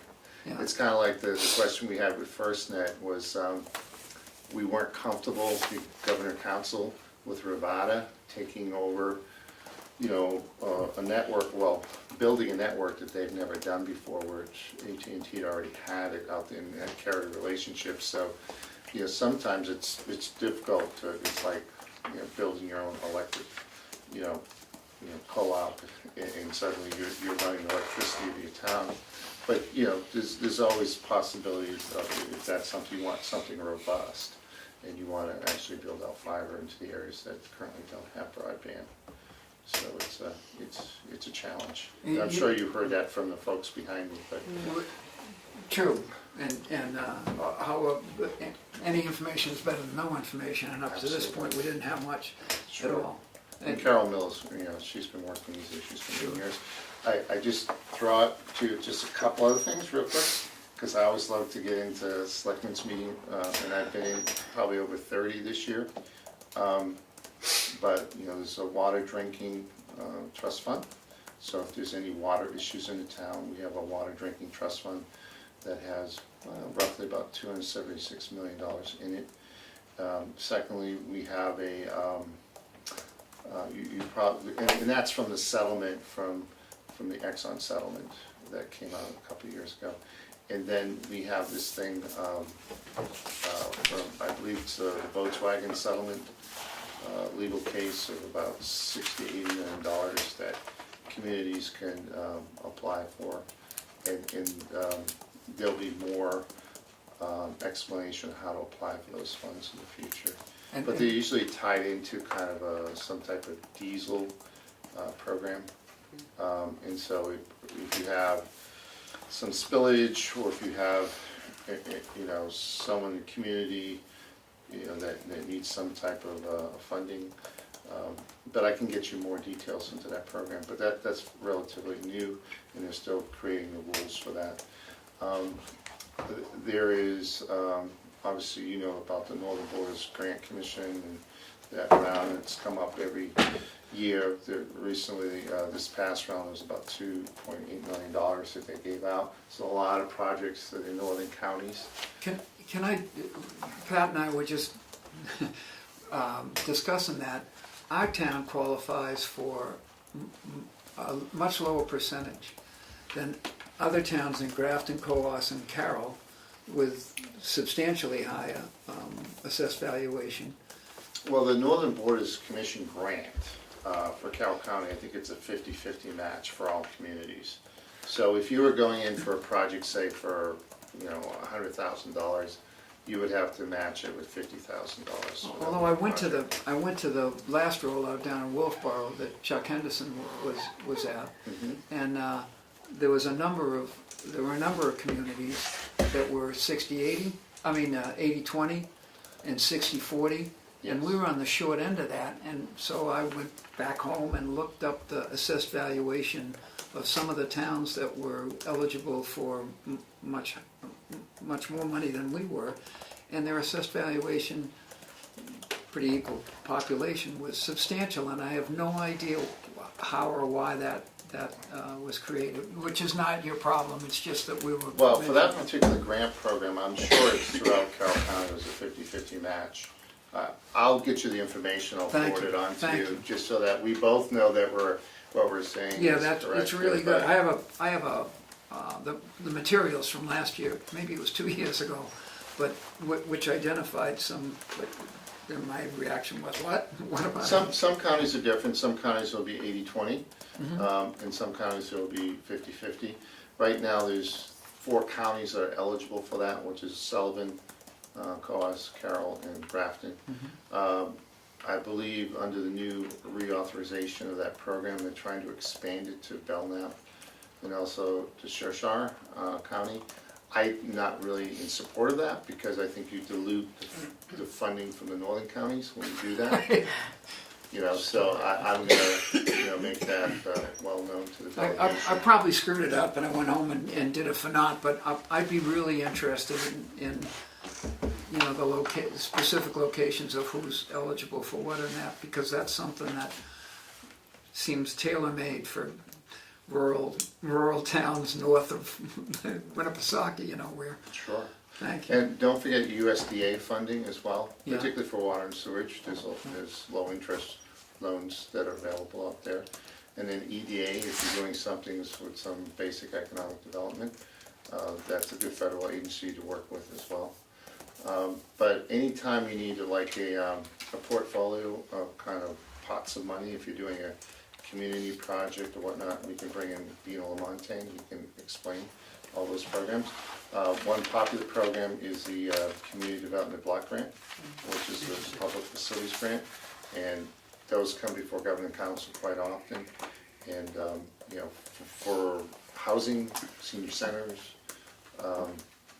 water and sewage, and sometimes adult daycare, but although most communities or nonprofits don't get involved in adult daycare much. By the way, we appreciate your help with our septic system, the village septic system that almost stalled without the help of the council and a couple of folks in the area. Well, the council's there for a reason. It's there to, in emergency cases, obviously it approves all state contracts for the most part, boards and commission appointments and judicial appointments. But that particular expedited one, we can get it to the council if it's an emergency and we can try to push it along as quick as possible. And before the council intervened on our behalf, it looked like we would not be eligible until there was a late decision that questioned the eligibility until the council helped us out. And the village association is most appreciative. Absolutely. I just took a road into Tamworth tonight from North Sandwich, and I said, my God. You didn't know about the bridge. Well, I should know about the bridge. I'm the one who actually approved the contract for the bridge. So that's what blew me away. I go, oh no, I should have known.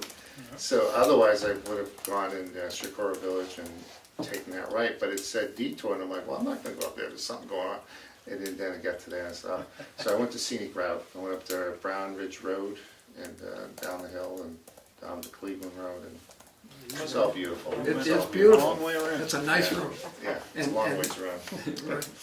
But yeah, obviously school infrastructure safety grants went out. We put $30 million into that, which is, and then put in $20 million additional funding into red listed bridges. And I think earlier last year they put in $30 million additionally for the highway block grants. So I'm not sure if Tamworth got some of that. Yes, we did. Tamworth didn't get any of the emergency. Madison and Freedom did. The SAU 13 Tamworth had already done upgrades. They didn't qualify. Well, where did we get the highway grant from? Not the highway grant. I'm talking about the school security grant. Oh, yeah, we didn't get that. But the highway grants. Yeah, we got that. You got Right, that. we got Okay. that. Anything in particular that you're outside of broadband that the town needs or is looking at? Yeah. What's that? We need a broader tax base so that we're not getting so hard to the wall. Broad tax base? With the chance of losing Pine Tree Power, that means about $100,000 into a coffers every year that won't be here. Well, we're fighting the fight on that. Well, And obviously Senator Bradley's thanks. leading the charge, so we'll know as in a couple of weeks. I guess my concern is it's because in the newspaper article it said that he grandfathered Berlin because Berlin was involved, it involved their tax base and their water base, and I don't understand that because we're not the only town losing, but we're losing $100,000. because they're in our town. I mean, Right. you know, the other towns are the employees and the spin-off businesses that occur, but we're directly Impacted, impacted pretty heavy. And Well- we've got a high tax rate, we're not like Moultonborough. Right, no, I understand that. Nobody's like Big lake. Moultonborough, Well, except They Moultonborough. got the big lake. But with Senate Bill 577, it was really an extension of our power purchase agreement for another 3 years. So I'm not saying that the governor cherry-picked. Subsidies for one, subsidies for all. But I really think he really should have supported all of those pieces of legislation, primarily because of the jobs that were involved. And also, if you're gonna pull the plug on an industry, you don't do it just like that. You might back out of it over a period of years, and by that time, maybe the economy shifts or changes in the energy market.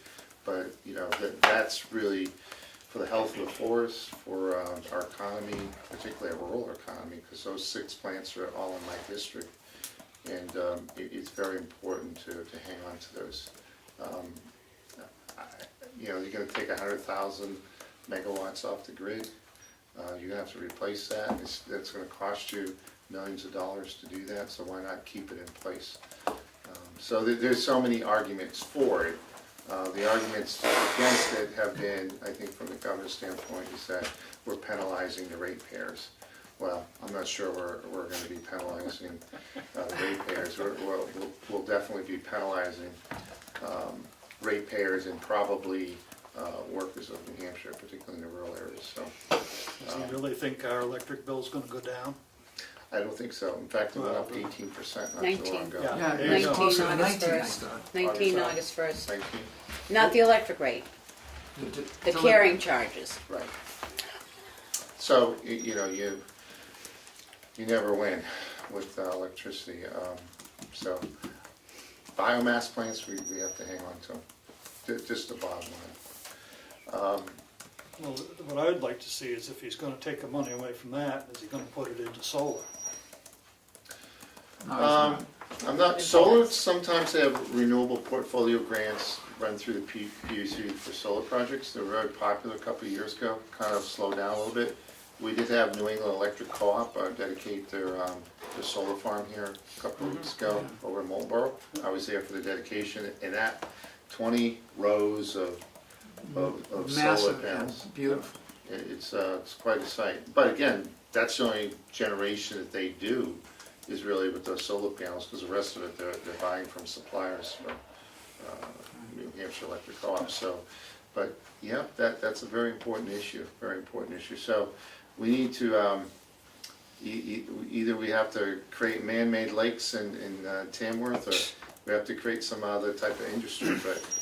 But it's not. It is a problem with a lot of our small towns. Is that, you know, I have a gentleman who's just been appointed to assessing board over in Dorchester. Dorchester's 95% current use. So, but luckily they don't. They have a population of 350. They have a lot of, you know, kids in school or whatnot. So, but you can see where, you know, a community like that's got to be careful. Albany's got to be careful, because they have all that little forest land around them, which impacts their community. You know, Orange, a couple of years back, they had a Muskoma school. I think it was a $22 million bond for their high school, for a new high school to be built. And you had all these little communities like Orange, Canaan, and Dorchester were part of that vote. And so, you know, that can upend, you know, tax rate of a community overnight if people aren't, you know, carefully watching what's going on. So yeah, small towns can really get impacted very quickly with their property valuation and tax rates. Yeah. So, but that's why you're all here, to keep state government in check. That's why I'm here to listen. But yeah, there's a lot going on issue-wise. I think the economy overall, I think it's shifted. Travel and tourism's going gangbusters. We're seeing a little bit more industry coming into the state. I just yesterday was a part of a presentation from Joe Farrow, who was talking about the Tuscan Village down in Salem, which is, they bought that property, 120 acres from Rockingham Park for about, I think it was about 40 million, and they're building a whole city there. It's just gonna be phenomenal, right over the border off of 93, and everybody and their brothers coming there, so. It's because they have broadband internet. That's they do. I wonder how the Indians got by a couple hundred years ago. How'd they do it? Smoke I just signals don't were know bad. how they did They it. got by real well because we weren't here. That's how they got by. That's right. We got here and we followed it up. They own Winnipesaukee. They went and they fished No and took what sweat. they needed and then left the rest, instead of taking it all and wondering why there wasn't any left. But earlier today, I was at the EMC. They had a big round table about the White Mountain National Forest. And they specifically were talking about the future of the White Mountain National Forest, today's impacts, what has growth done towards our natural resources, what are the challenges into the future. So we had the U.S. Forest Service there. We had Department of Resource and Economic Development was there. Or I should say, Natural and Cultural Resource Department was there. And just a lot of stakeholders, you know, that they're in and around the mountain.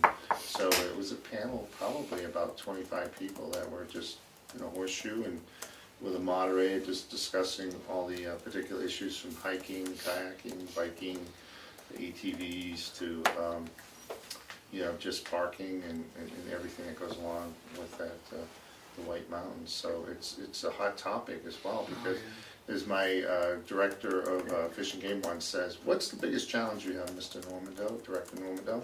And he says, too many people loving New Hampshire too much.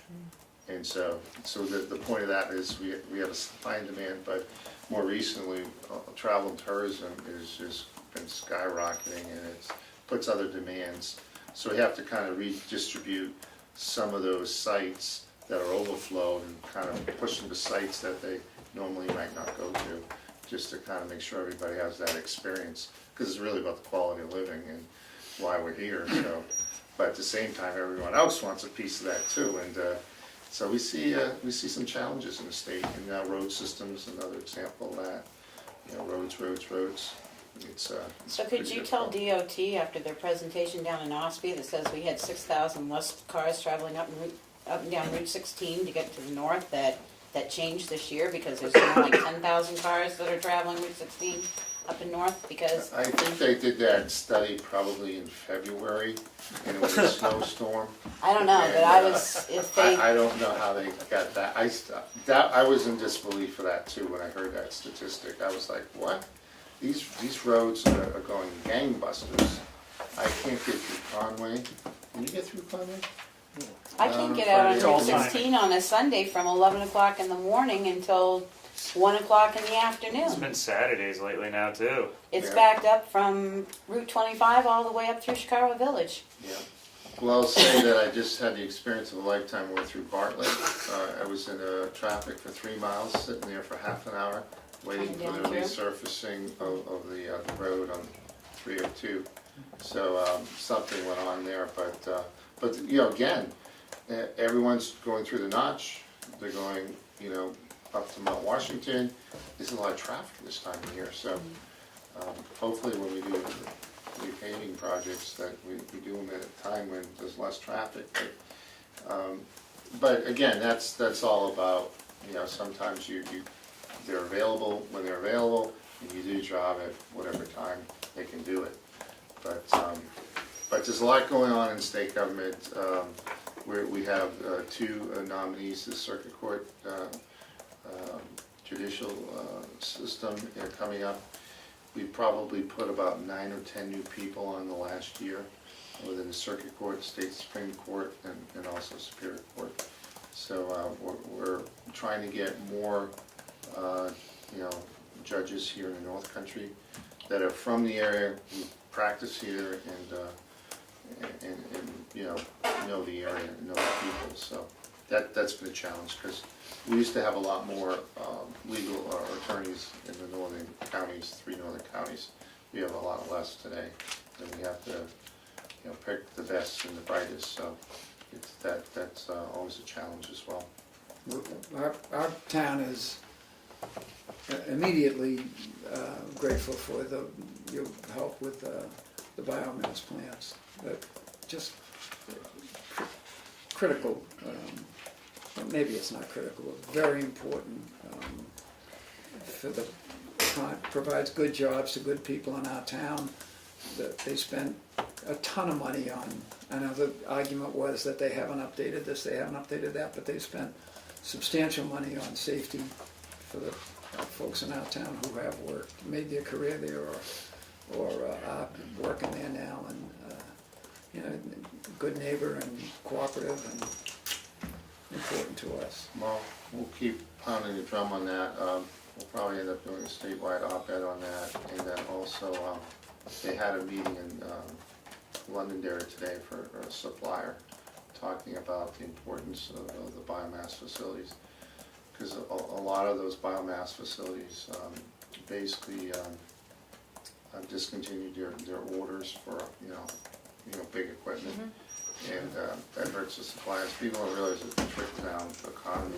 It's the banker, it's insurance person, it's the storekeeper, it's everybody who's tied into that business who's being affected by it. So, and then there's another meeting I think coming up in Epping next week at a sawmill that will be addressing the same issue. So there's a lot of activity. I guess it's sometime the second week of I believe September. I think it's the 13th. Is it the 13th? That sounds right. Yeah. So that'd be veto day. So I think there'll be a big mass of people trying to get to the State House, outside the State House, to help support the biomass industry. So, you know, working it and you know, get some really good people in around, you know, the New Hampshire Timberland Association has been very instrumental. RMI out of Holderness has been instrumental, and all the owners and you know Forest Lands folks have been instrumental in you know explaining the importance of getting that 70% of what goes to market is really that low grade wood, and that's the underpinnings of the forest, and that's fire prevention right there. If we can prevent. I mean, New Hampshire, we don't realize that the fires that went on 50, 60 years ago, I can remember as a kid just seeing the railroads, setting off fires all the time in the late 60s and 70s, and there were massive amount of fires around here. We don't have that problem today. But, with slash in the forest, we will. Yeah. I have to go. I'm gonna go with that. We do too. Thanks for coming by, Councilor. Thanks, absolutely. Thank you, everyone. Thank you. Thanks, Councilor. Good to see everyone. And I need to leave some cards here, don't I? Let me get some cards. We know who you are.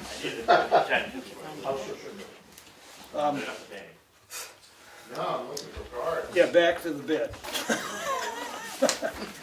Well, one, we I- don't have that kind of money. What's that? One, we don't have that kind of money.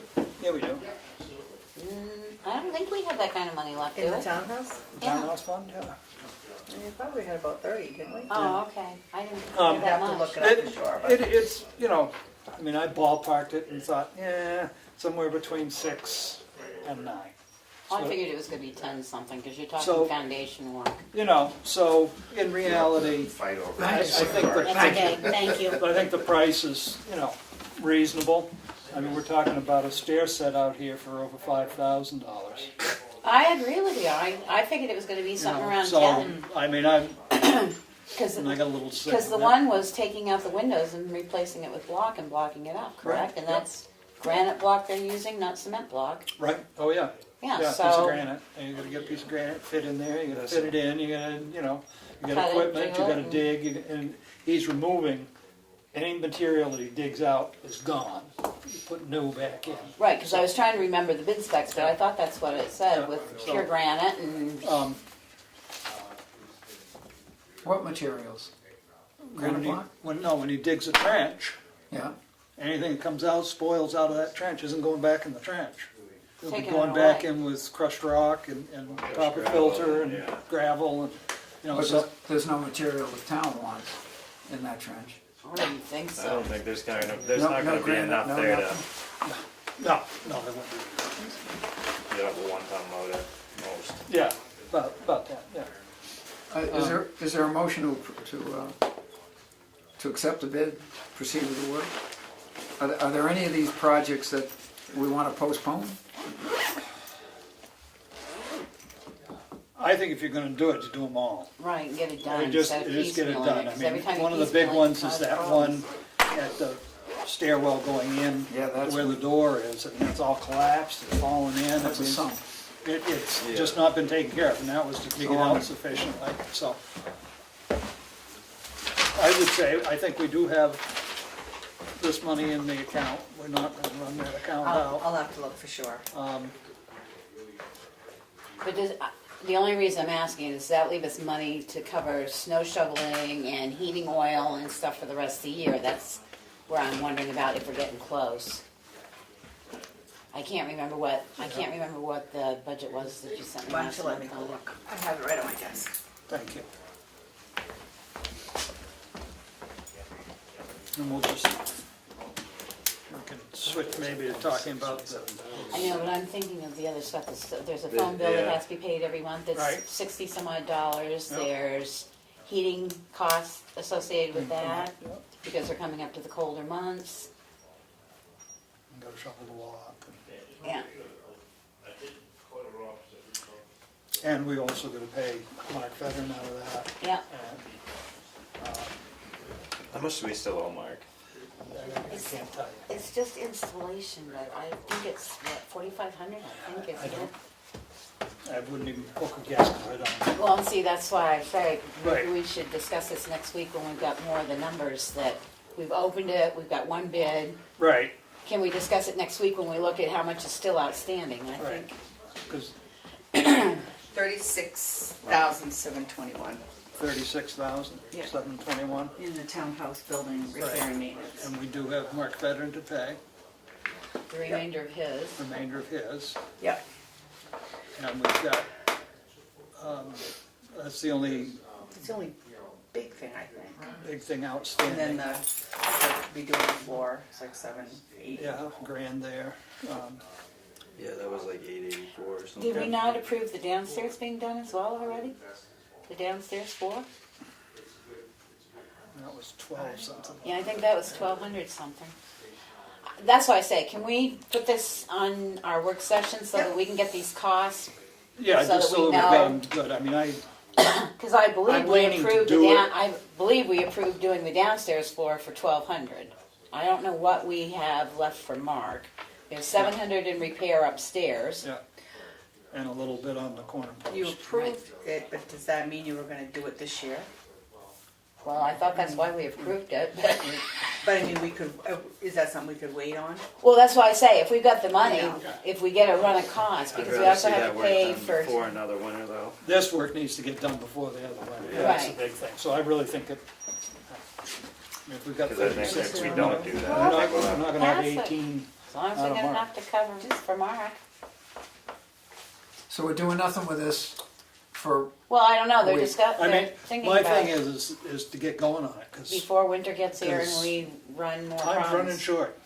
Right. so, You know, I mean, say every that. week when Well, we I make say a we motion. do it. correct me if I'm wrong, do we have a work session seven days from now? right, but 7 days from now, he could be digging. Would you, Well, he can entertain a motion, we're just waiting either for a motion or we're gonna move it. I can make a I motion. make a motion, we go ahead with the foundation work bid from Tracy, J&S Masonry, for $9,230 for the projects 1, 2, 3, and 4. I'll second it. He has provided his insurance. is anyone still interested in having the information about accounting and what's left and what's not left. Further discussion? I think there's still plenty in there. Yeah. Further discussion? All those in favor? Aye. Aye. Opposed? I just think that'll save the basement a lot Oh, in the it- springtime. Yeah. So Yeah. I think the better they get on it, the better. Right.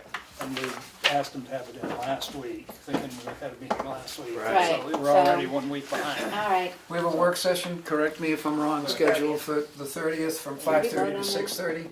Yeah, mhm, you voted on that. Yeah. okay, I'm just Yeah. making sure I got it recorded down Yeah. through. The other thing, they were here, the Friends of the Townhouse, to ask your permission to get internet down there. So here's, they just handed me a couple of these. They had two prices. And they would suggest that we go with Spectrum, which we have at the town, we have on all our buildings now anyway. But they want to have there all the time. We only used to have it when we were voting, but now with people wanting to use the building more, they'd like to have it available all the time. And a lot of DJs, if they hold anything that's got music, a lot of them tie into wireless now. They have their stuff stored on a cloud, not on So their. here, I've got another one if you want to pass it down. Sure. Now this, did they include telephone with that? That's a per month fee, right? Yes. Did they include telephone with that? I don't know. Yes. Internet Yeah, and and phone. And a phone. So they pay 67 something now for the phone down there. 30. I was trying to remember the bill because it was in the accounts payable. Right now? Yeah, it was in, because I saw, you just have to tell me which one's the townhouse. I think it's 38 now Probably. per month for the phone alone. I believe Spectrum is one of the providers where internet is cheaper if you combine them. Oh, no, I know they the are. internet. Yeah, they are. If you So- combine the two, but what I'm saying is the difference would be, what they're paying now is, I believe, 38. $39.78. $39.78, so the difference would be like $30 more to get internet down there full time. And if we got it down there might be some other committees that would start meeting down there because they use the internet to do their stuff as it is too.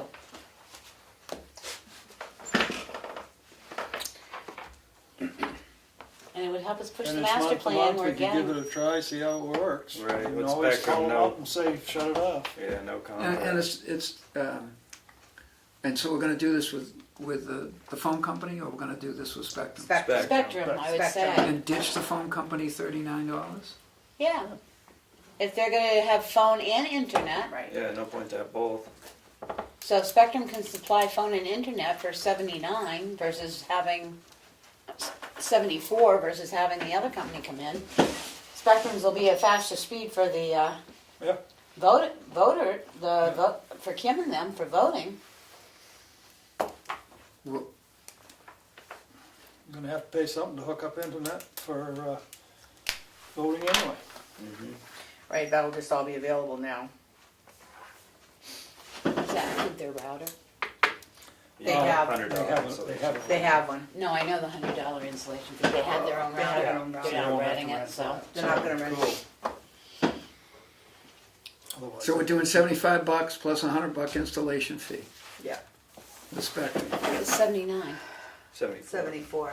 Oh, sorry, I'm looking at 74. this one, 74, yeah. The other one And- wants a 3-year contract. Yeah, But there no. already, there is no installation fee from the phone company.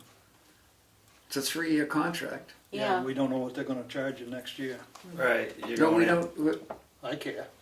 second year with And the regular phone- fees. doesn't- Actually, Prices. before we vote, I don't know, can Kim use it from the phone company? Because that's DLS, which is Slow. slow.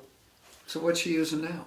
She's not- She uses Tamworth she- Wireless. She was using Tamworth Wireless, They which come in and was put faster. in every time they need it. Right. I'd say Spectrum. I'd say Spectrum just because it's a faster speed. Where she's got to tie into the state. Yeah. And it's a lower rate, and they're not asking for a 3-year contract. I Right. agree. No Next year, contract. the phone service could say, okay, that doesn't say it's 3 years at that price. It says the No, second second year, year. regular base prices. Base fee regular fees based on whatever they are that year. Right, so it could go to 140 next year We can versus, cancel it. No. not with a for 3-year your contract you Oh, I can't. see, I see. That's why, yeah, with Spectrum we can cancel, And there's no contract. right. Okay, do we have a motion? Yes, I make the motion that we allow the townhouse to go with Spectrum Is there a at second? $74.99 plus the $100 installation fee. With whatever this reads, yeah. Is there a second? Second. Aaron. Discussion? All those in favor? Aye. Opposed?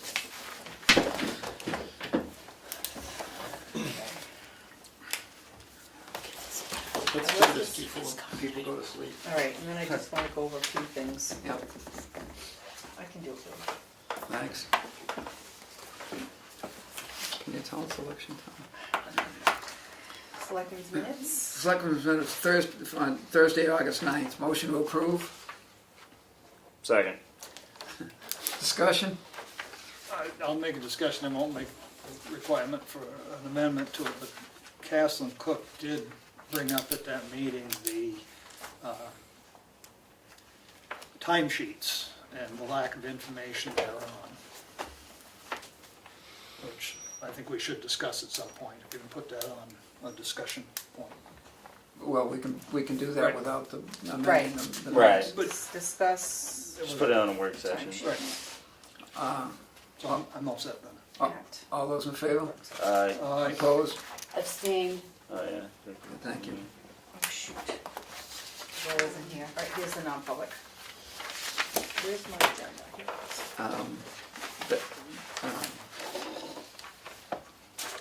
Be- Becky 301. abstained. Yeah, I got it. That's what I was looking for my agenda for. Minutes of non-public meeting on August 9th, 2018,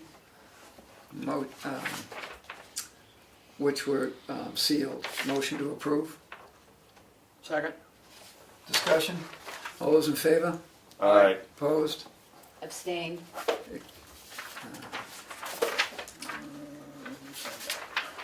Manifest and check register. Accounts payable manifest dated 8/30/18 in the amount of $276,474.32. Motion to approve. Second? Discussion? Too much money. All those in favor? Aye. Aye. Opposed? Unanimous. The check register in the amount of $276,474.32. Motion to approve. Second? All those in favor? Aye. Aye. Opposed? Still too much money. That's unanimous. The payroll authorization dated Actually. August 30th, 2018, in the amount of $30,344.58. Motion to approve. Second? Discussion, all those in favor? Aye. Aye. Aye. Sorry, I was a little late on that one. Opposed? 4-0. I made the changes that Becky told us about for the townhouse I have, policy, and they were just little minor. I have a ton of these and would like to postpone this until next week.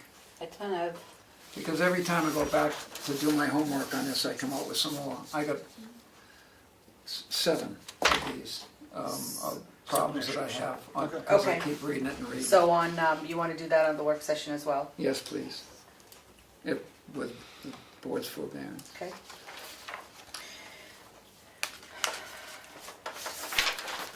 Application permit from raffles submitted by St. Andrews in the Valley. I believe we had a discussion about this and some information beforehand. It's a different one. Oh, This is a this is a different quote. raffle. Right, this is a Yeah. quote one. Motion to approve. Second? All those in favor? aye. Aye. Opposed? 4-0. I voted yes too. And then 2 appointments for the AARP membership in the Right. Gibson Center. To appoint Mary Mary Phelps to the AARP thing that George talked about us with, and to appoint Erica Boynton, That's it. and that's it. Second? Appointments? Discussion? All those in favor? Aye. Aye. Opposed? Another appointment for Nathaniel Winship for trustee To- of the library. Of the library. Motion to approve, Second? discussion, all those in favor? Aye. Aye. An Opposed? application for reimbursement for towns and cities for the forest lands. Something I'll say that first. Oh, yeah. You know, this just amazes me at what they're assessing. Well, the motion to approve the application reimbursement towns and cities in which federal and state forest land is situated in the total amount is someplace here. No, as stipulated for the various areas. Motion to approve. Second? Discussion? All those in favor? Aye. Opposed? You know, it was too much, and this is not enough. Right. I think. Done?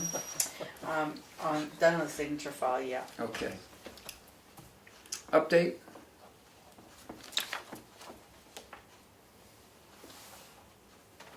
Library meeting, obviously, we just had the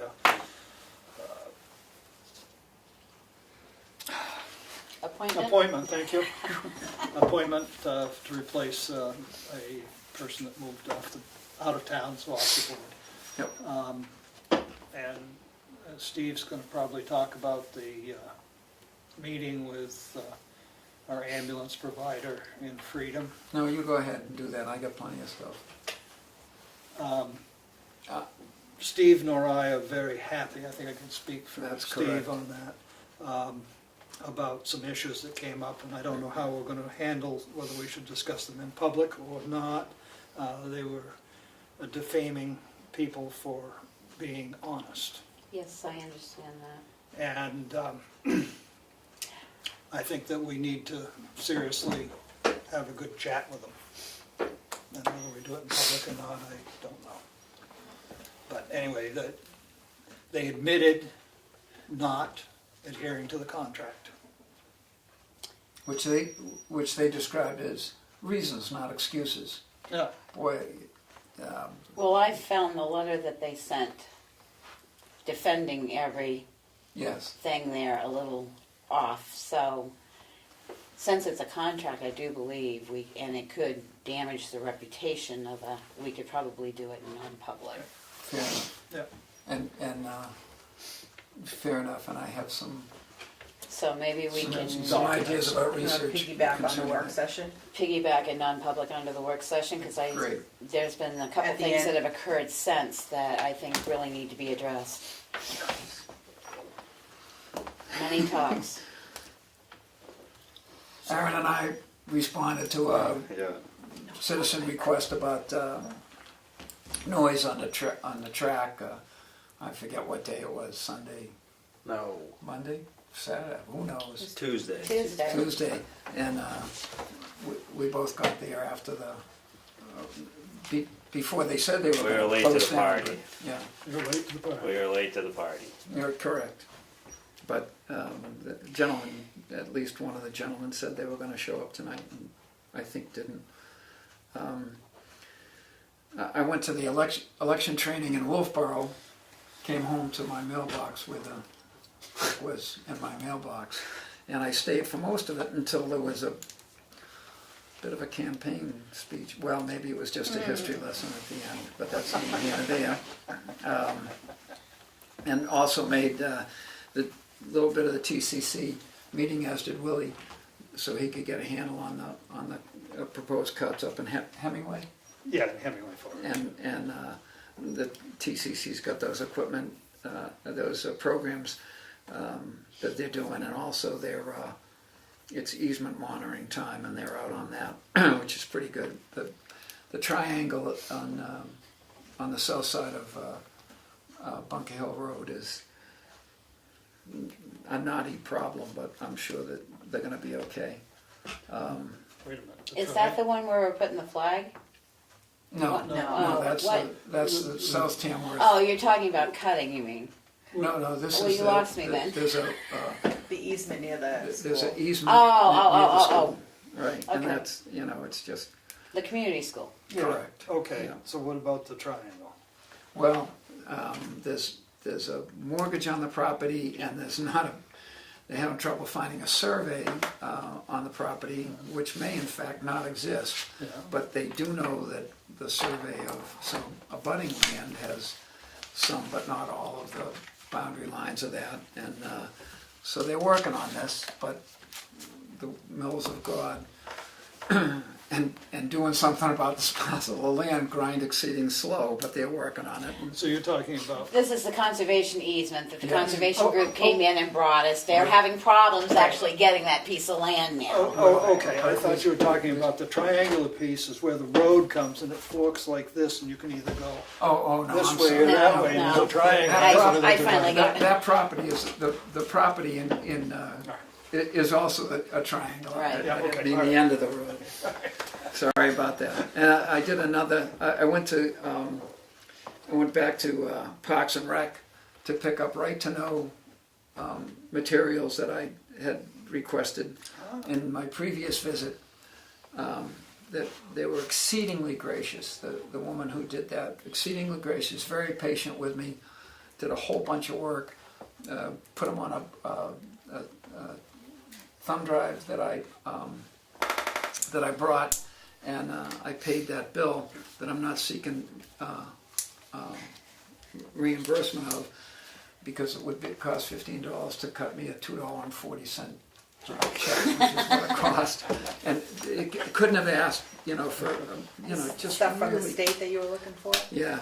Although I'm not done, because there's some other stuff that I'm gonna check with the road study committee and then go ask for that. And it might cost me another $2.40, who knows? Give the bird another bird seed. And I have one other errand that I did that I'll discuss momentarily in a non-public session with you for errands. Anything else? I do have one update, Steve, I'm Sure. sorry. We have a CIP meeting, the 28th, yeah, at 7. And I'm bringing forward, because in talking, again, I'm sort of upset in September I can't go to the fire wards meeting, because I enjoy going to the fire wards meeting, because I learn a lot. And the CIP has pushed the ambulance, away, thinking it just involved the ambulance service. So as Darlene said in her update, I'm going to present, I asked for a rough number because in essence our vehicle is getting worn out and can't wait to 2028 to start. They've always tied the two together, the ambulance and the ambulance service together, and kept pushing it out, not a vehicle and stuff. So I'm presenting their number at the CIP meeting on the 28th. Is it Mike? Yeah. Yeah. Is coming in Mike our Bell. next meeting to discuss their criteria for Well, it. the 20th. The 20th. Yeah. The criteria for what they're looking at, because they're going to have to do something in the next couple of years, because our rig is getting up there in age and is beginning to wear out. They're gonna have to front some money, or they're gonna have to make a purchase. They're probably going to have to make a purchase. Well, that's a lot of money, but probably better now than Well, when we need. I'll let him explain, but the rough number he gave me was $160,000, which is not a bad price compared to Let's the buy other two. vehicles we've been Honestly, buying. let's buy two. I mean, Let's buy two. compared to what we've been buying for police cruisers and everything else, that's right, relatively. So I'll let him explain it, but I did tell them that I would take that forward because I didn't realize that the CIP tied the two together, and we actually need something before an ambulance service. Whether we have an ambulance service or not, we need something to transport ourselves. Yeah. Boy, that would be grand, and they probably. Well, that was a rough. I mean, once you spec them out, who knows? But that was a rough. Does have they considered busting out a piece of wall in the current central station to house two? They could do that.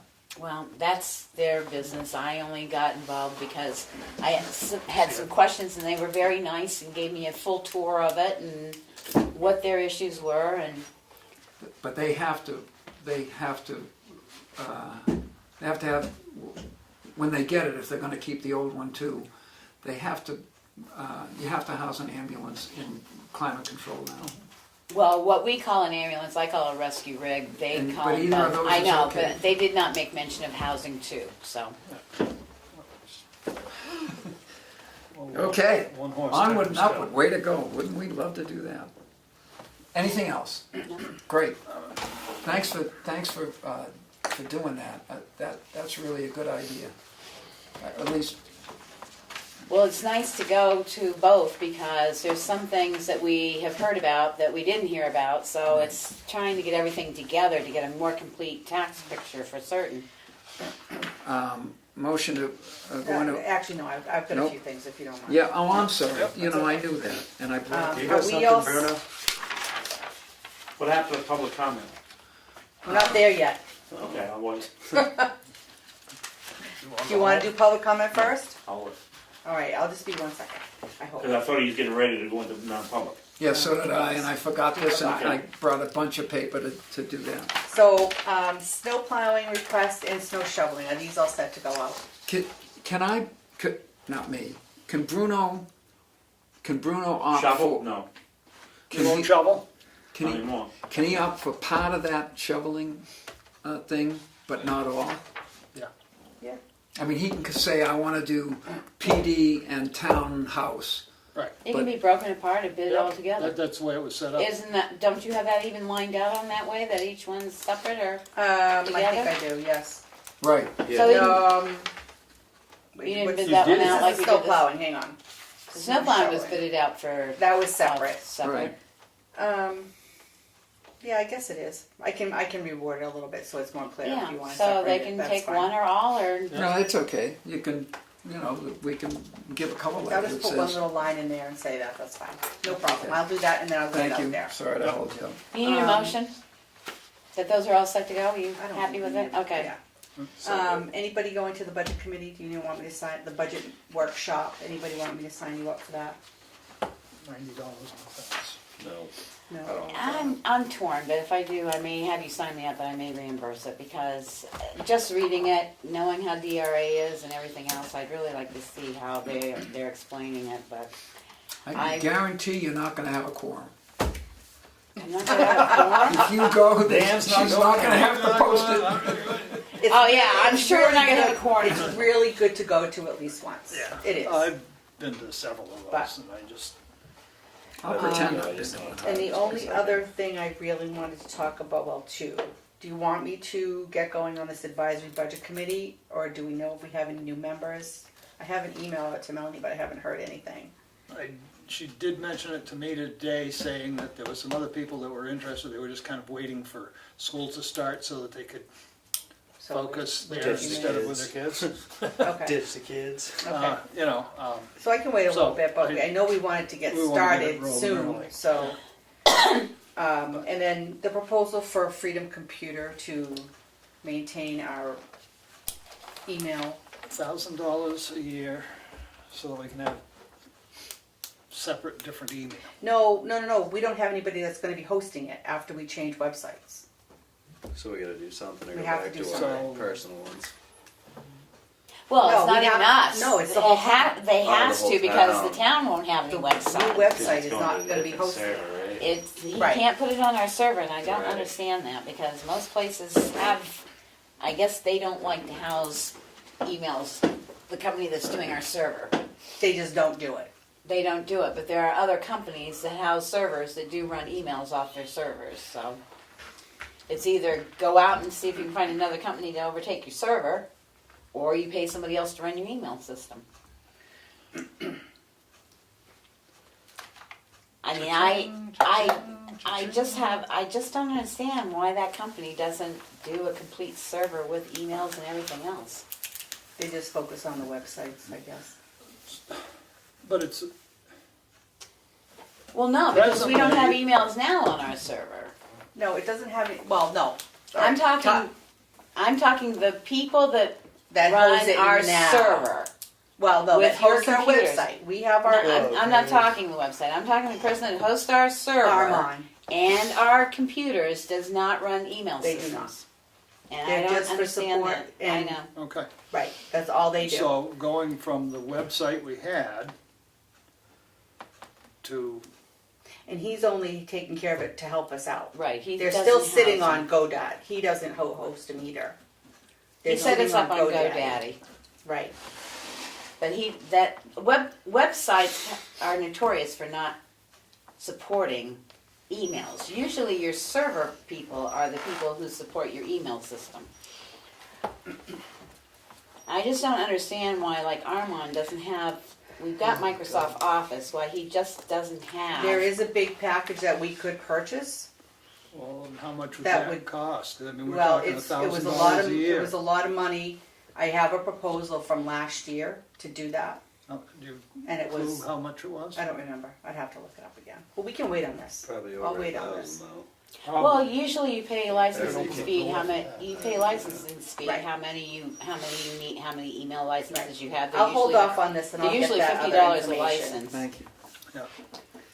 Yeah. Gmail's free. But not It's for, not- Let's go back to but then snail it's mail. not Tamworth NH, we lose the domain. See, and You're that's, gonna lose the We domain. would, if We we went to would. Gmail, like he just Oh, said. right. Yeah, I that's think- what I asked today but I'm too. gonna contact somebody And else give her that I the- know. Give her the password, but Right. Contact somebody else. The trouble is that's. couldn't- although, you know what we could do? We Why Why could- couldn't it be Willie Farnum, Tamworth, New Hampshire, Yeah. at Gmail? Yeah. If somebody else There's hasn't no already got it. security No, you there. don't want us to do that. No, There's no Okay. security there. What? There's no no security there. security, I mean, Well, And there's no it's- security And anywhere. it still downloads on your computer if it's Right. Gmail. Sure. Well, Well, when mine doesn't. When I go to Squirrel Mail, It doesn't download on my computer. You're tying into a virtual system. I've already had it checked, Willie. okay. Because when I went to Squirrel Foxfire, Mail, it said it was. Squirrel working Mail, I on look speaker. on my phone, I can screenshot any email that I have Well, and you save can- it to my pictures. You can do that if you want. So what's the I difference? don't want to do that. I'm just saying, you said it's not saving to your computer, but there's still, Anyway, It's still I'll contact many one other ways. person I know that sets up systems and ask what, how they do it on the Right. server. And Darlene might have some And options she for has us. some other options for the work session. I just, okay. okay, So, public comment. August 30th at 9 a.m. Darlene's told us about the meeting Oh, with I'm sorry, yeah. with the auditor. Yep. Would this be a good place for me to go to learn more than I know now? She's gonna do an overview of the financial statements, what they consist of, how she puts things together, and I know Kathy and I and Kim have specific questions that we couldn't figure out Now, what if we things were. attend, does that mean you're gonna have to post it? Probably, So, that's fine, Because I was planning on attending. okay, Yeah, and that was on the 30th, right? yeah, Yeah, at 9 o'clock. I'll well, just post it. Wait, are you gonna go? Do we have 3 people? I'm inclined to go because I think it's I'm good as for us to know. I'm as interested in the questions as I am with I don't the think there's gonna answers. be a big crowd. No, Well, but we have to post it if there's more than. I'll just post it, it's Right. fine. But I don't think there's gonna Oh, be. yeah, I don't think the big crowd public's coming gonna in. be. In fact, we could just attend if we wanted to, but it's right to post it. Yeah. Because we're gonna be in the same place. I did look, I know that we got that price for the stairwell out back here, which was 5,000 something. I did a very quick, extravagant price on material. And I came up with about $1,100 in material. And that was all used and pressure treated, and I, you know, well, there's $20, well, I'll put down 25, you know. Well, they gotta transport it. Yeah. So at another Miscellaneous 100, and you're cement, only at $135. Hangers and screws, $100. Railings, 2x4, $125. Platform, 4x4, made out of 2x10s, $150. 18 treads at $15 a piece, $270. 4 6x6 posts at $30 a piece, $120. 6 stringers at $50 each, $300. What'd you come up with? I came up with $1,100. Just. That's just So material. that's What was the material on that? 4,000 Oh, I thought it was close to Was it 3, two? what, 2 or Five. 3? No, just No, materials, just you're the saying, not the material. whole bid. I think, I So, thought it I was mean, close to I- I 3. guess- I guess my question is, what materials was he using? Was he using something that I don't know? Was he putting in, fancy balusters? He used cherry. I forgot to bring that with me, so I don't. Said he's using Cherry. cherry. Make it Black- out cherry. It's black walnut. Black walnut, yeah. Antique chestnut. He's Well, if Page he down doesn't and say everything. on what he's, I think he was only using pressure treated though. Oh, yeah, He didn't this say is it. all pressure treated. Well, no, but I say, I think his bid was nothing but pressure Yeah, treated and so- he came up, so that's the question. I'll bring that up, I'll bring that on the 30th. Yeah, okay. We can look at it again. Yeah, I just, when I first saw that, I said, well, that seems like a lot. Let me get 9 for that, 5 for that. So we need a handyman. Yeah.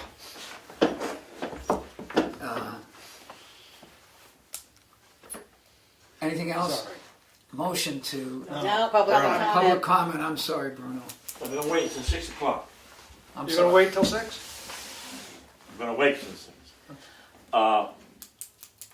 I've noticed at the last several non-public meetings, the select board has sealed the minutes. Is this gonna be the new norm? Because it appears that every single non-public you've had the past couple of months, you've sealed. And personally, it doesn't leave it the right impression with me. Does this go back to a couple months ago when I requested a copy of the non-public in regards to the track and the attorney? Again, is this going to be the new norm? Because it doesn't sit right with me. They'll correct me if I'm wrong, but every single one we've sealed is for the same reason, to protect the reputation, not of anybody here, but of personnel or people who have applied for a job, or people who are, there was a couple of folks who were being disciplined, and all of which is legitimate, all of which is legitimate reasons to seal. I believe the employee or the person who's applied should be provided that privacy. And I totally agree with that. So what is the criteria for sealing the non-public minutes? He has There's told only- you. Personnel? only- Is it the whim of the board? No. There's only No. 3 reasons, and I believe the one that's been used Is all the time the is reputation. The reputation of someone reputation of someone. other than the board. A case in point, if I apply for a position and I get interviewed by the board and introduced by the board and questioned by the board, and then I don't get the job, that could negatively affect me when I'm applying to the next town or to anybody else who has it. So out of deference for that, I don't have an issue with that. My question is there a criteria, and are we staying with that criteria? Yes. Or are we just Absolutely. automatically sealing No. all no. non-public? Only no. three. Not the criteria. Darlene reminds us that there's 3 reasons, Terrorism is one of all and things. we've never used it. No, terrorism, reputation, and Legal. legal. And Not, well, threatened or pending lawsuit, and that's been a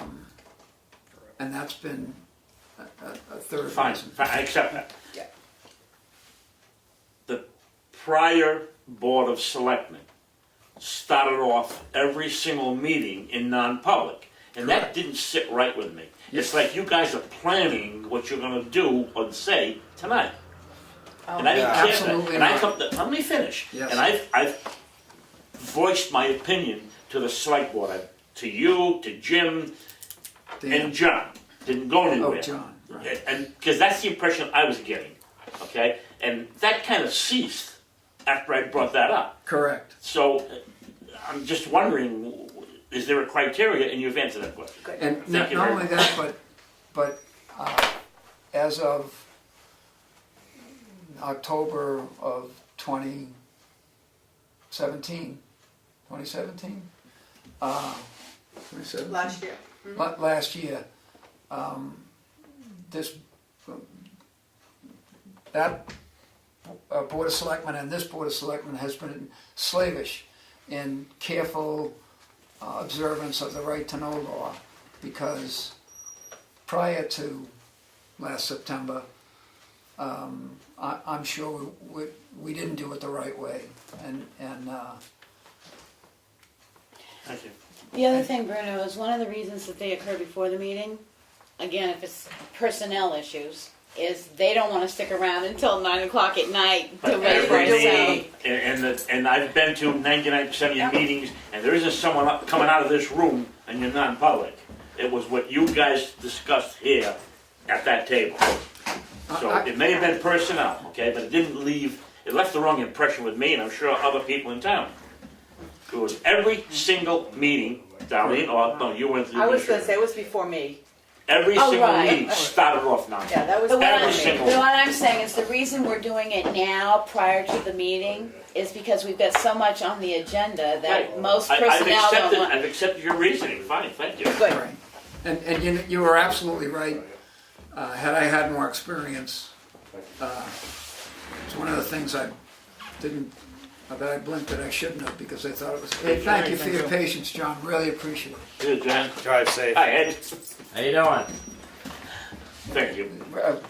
And it's a point well taken, and I'm pleased that you remind us of that. And Darlene periodically brings old sealed minutes in to unseal. The one today, within 6 months might be, she might tell us, look at this, it should be unsealed. What is the reasoning, just a point of interest, why would you unseal it if you, Well, a case in point, if You I can't, was, you can't, if I was, you can't seal them forever. oh, right? No. now. Okay. Once it's no longer an issue, they need to become Right. unsealed. and the example I used, I applied for the job and I didn't get it.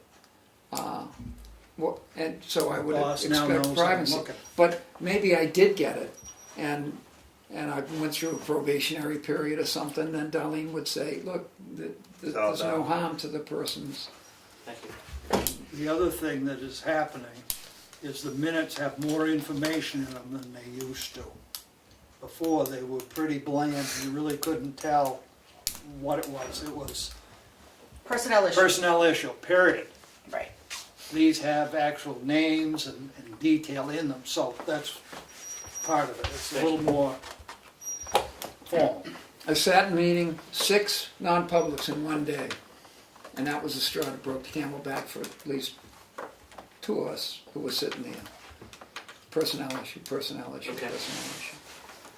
But that's ancient history. Yeah. Appreciate your. I'm not gonna make it home tonight before the doors get locked. No. Yeah, hurry up, Well, if get they are going. knocked twice. Hope you got a Oh, no, heavy wait a foot. minute. And besides, there's no supper anymore. You know that's cold. Motion to go into non-public session under RSA 91A:3, Roman numeral 2, subsection A and E. Is it A, At E, or 8:57 It's just gonna be, It's just E. it's just gonna be Just tonight. Just E. Just E. Just E. A second. Gray votes yes. Farnum, yes. Yes. Good night, Yes. everybody. Good night. Good night. Night, Bruno. Bruno, bye. See you guys Good later. night.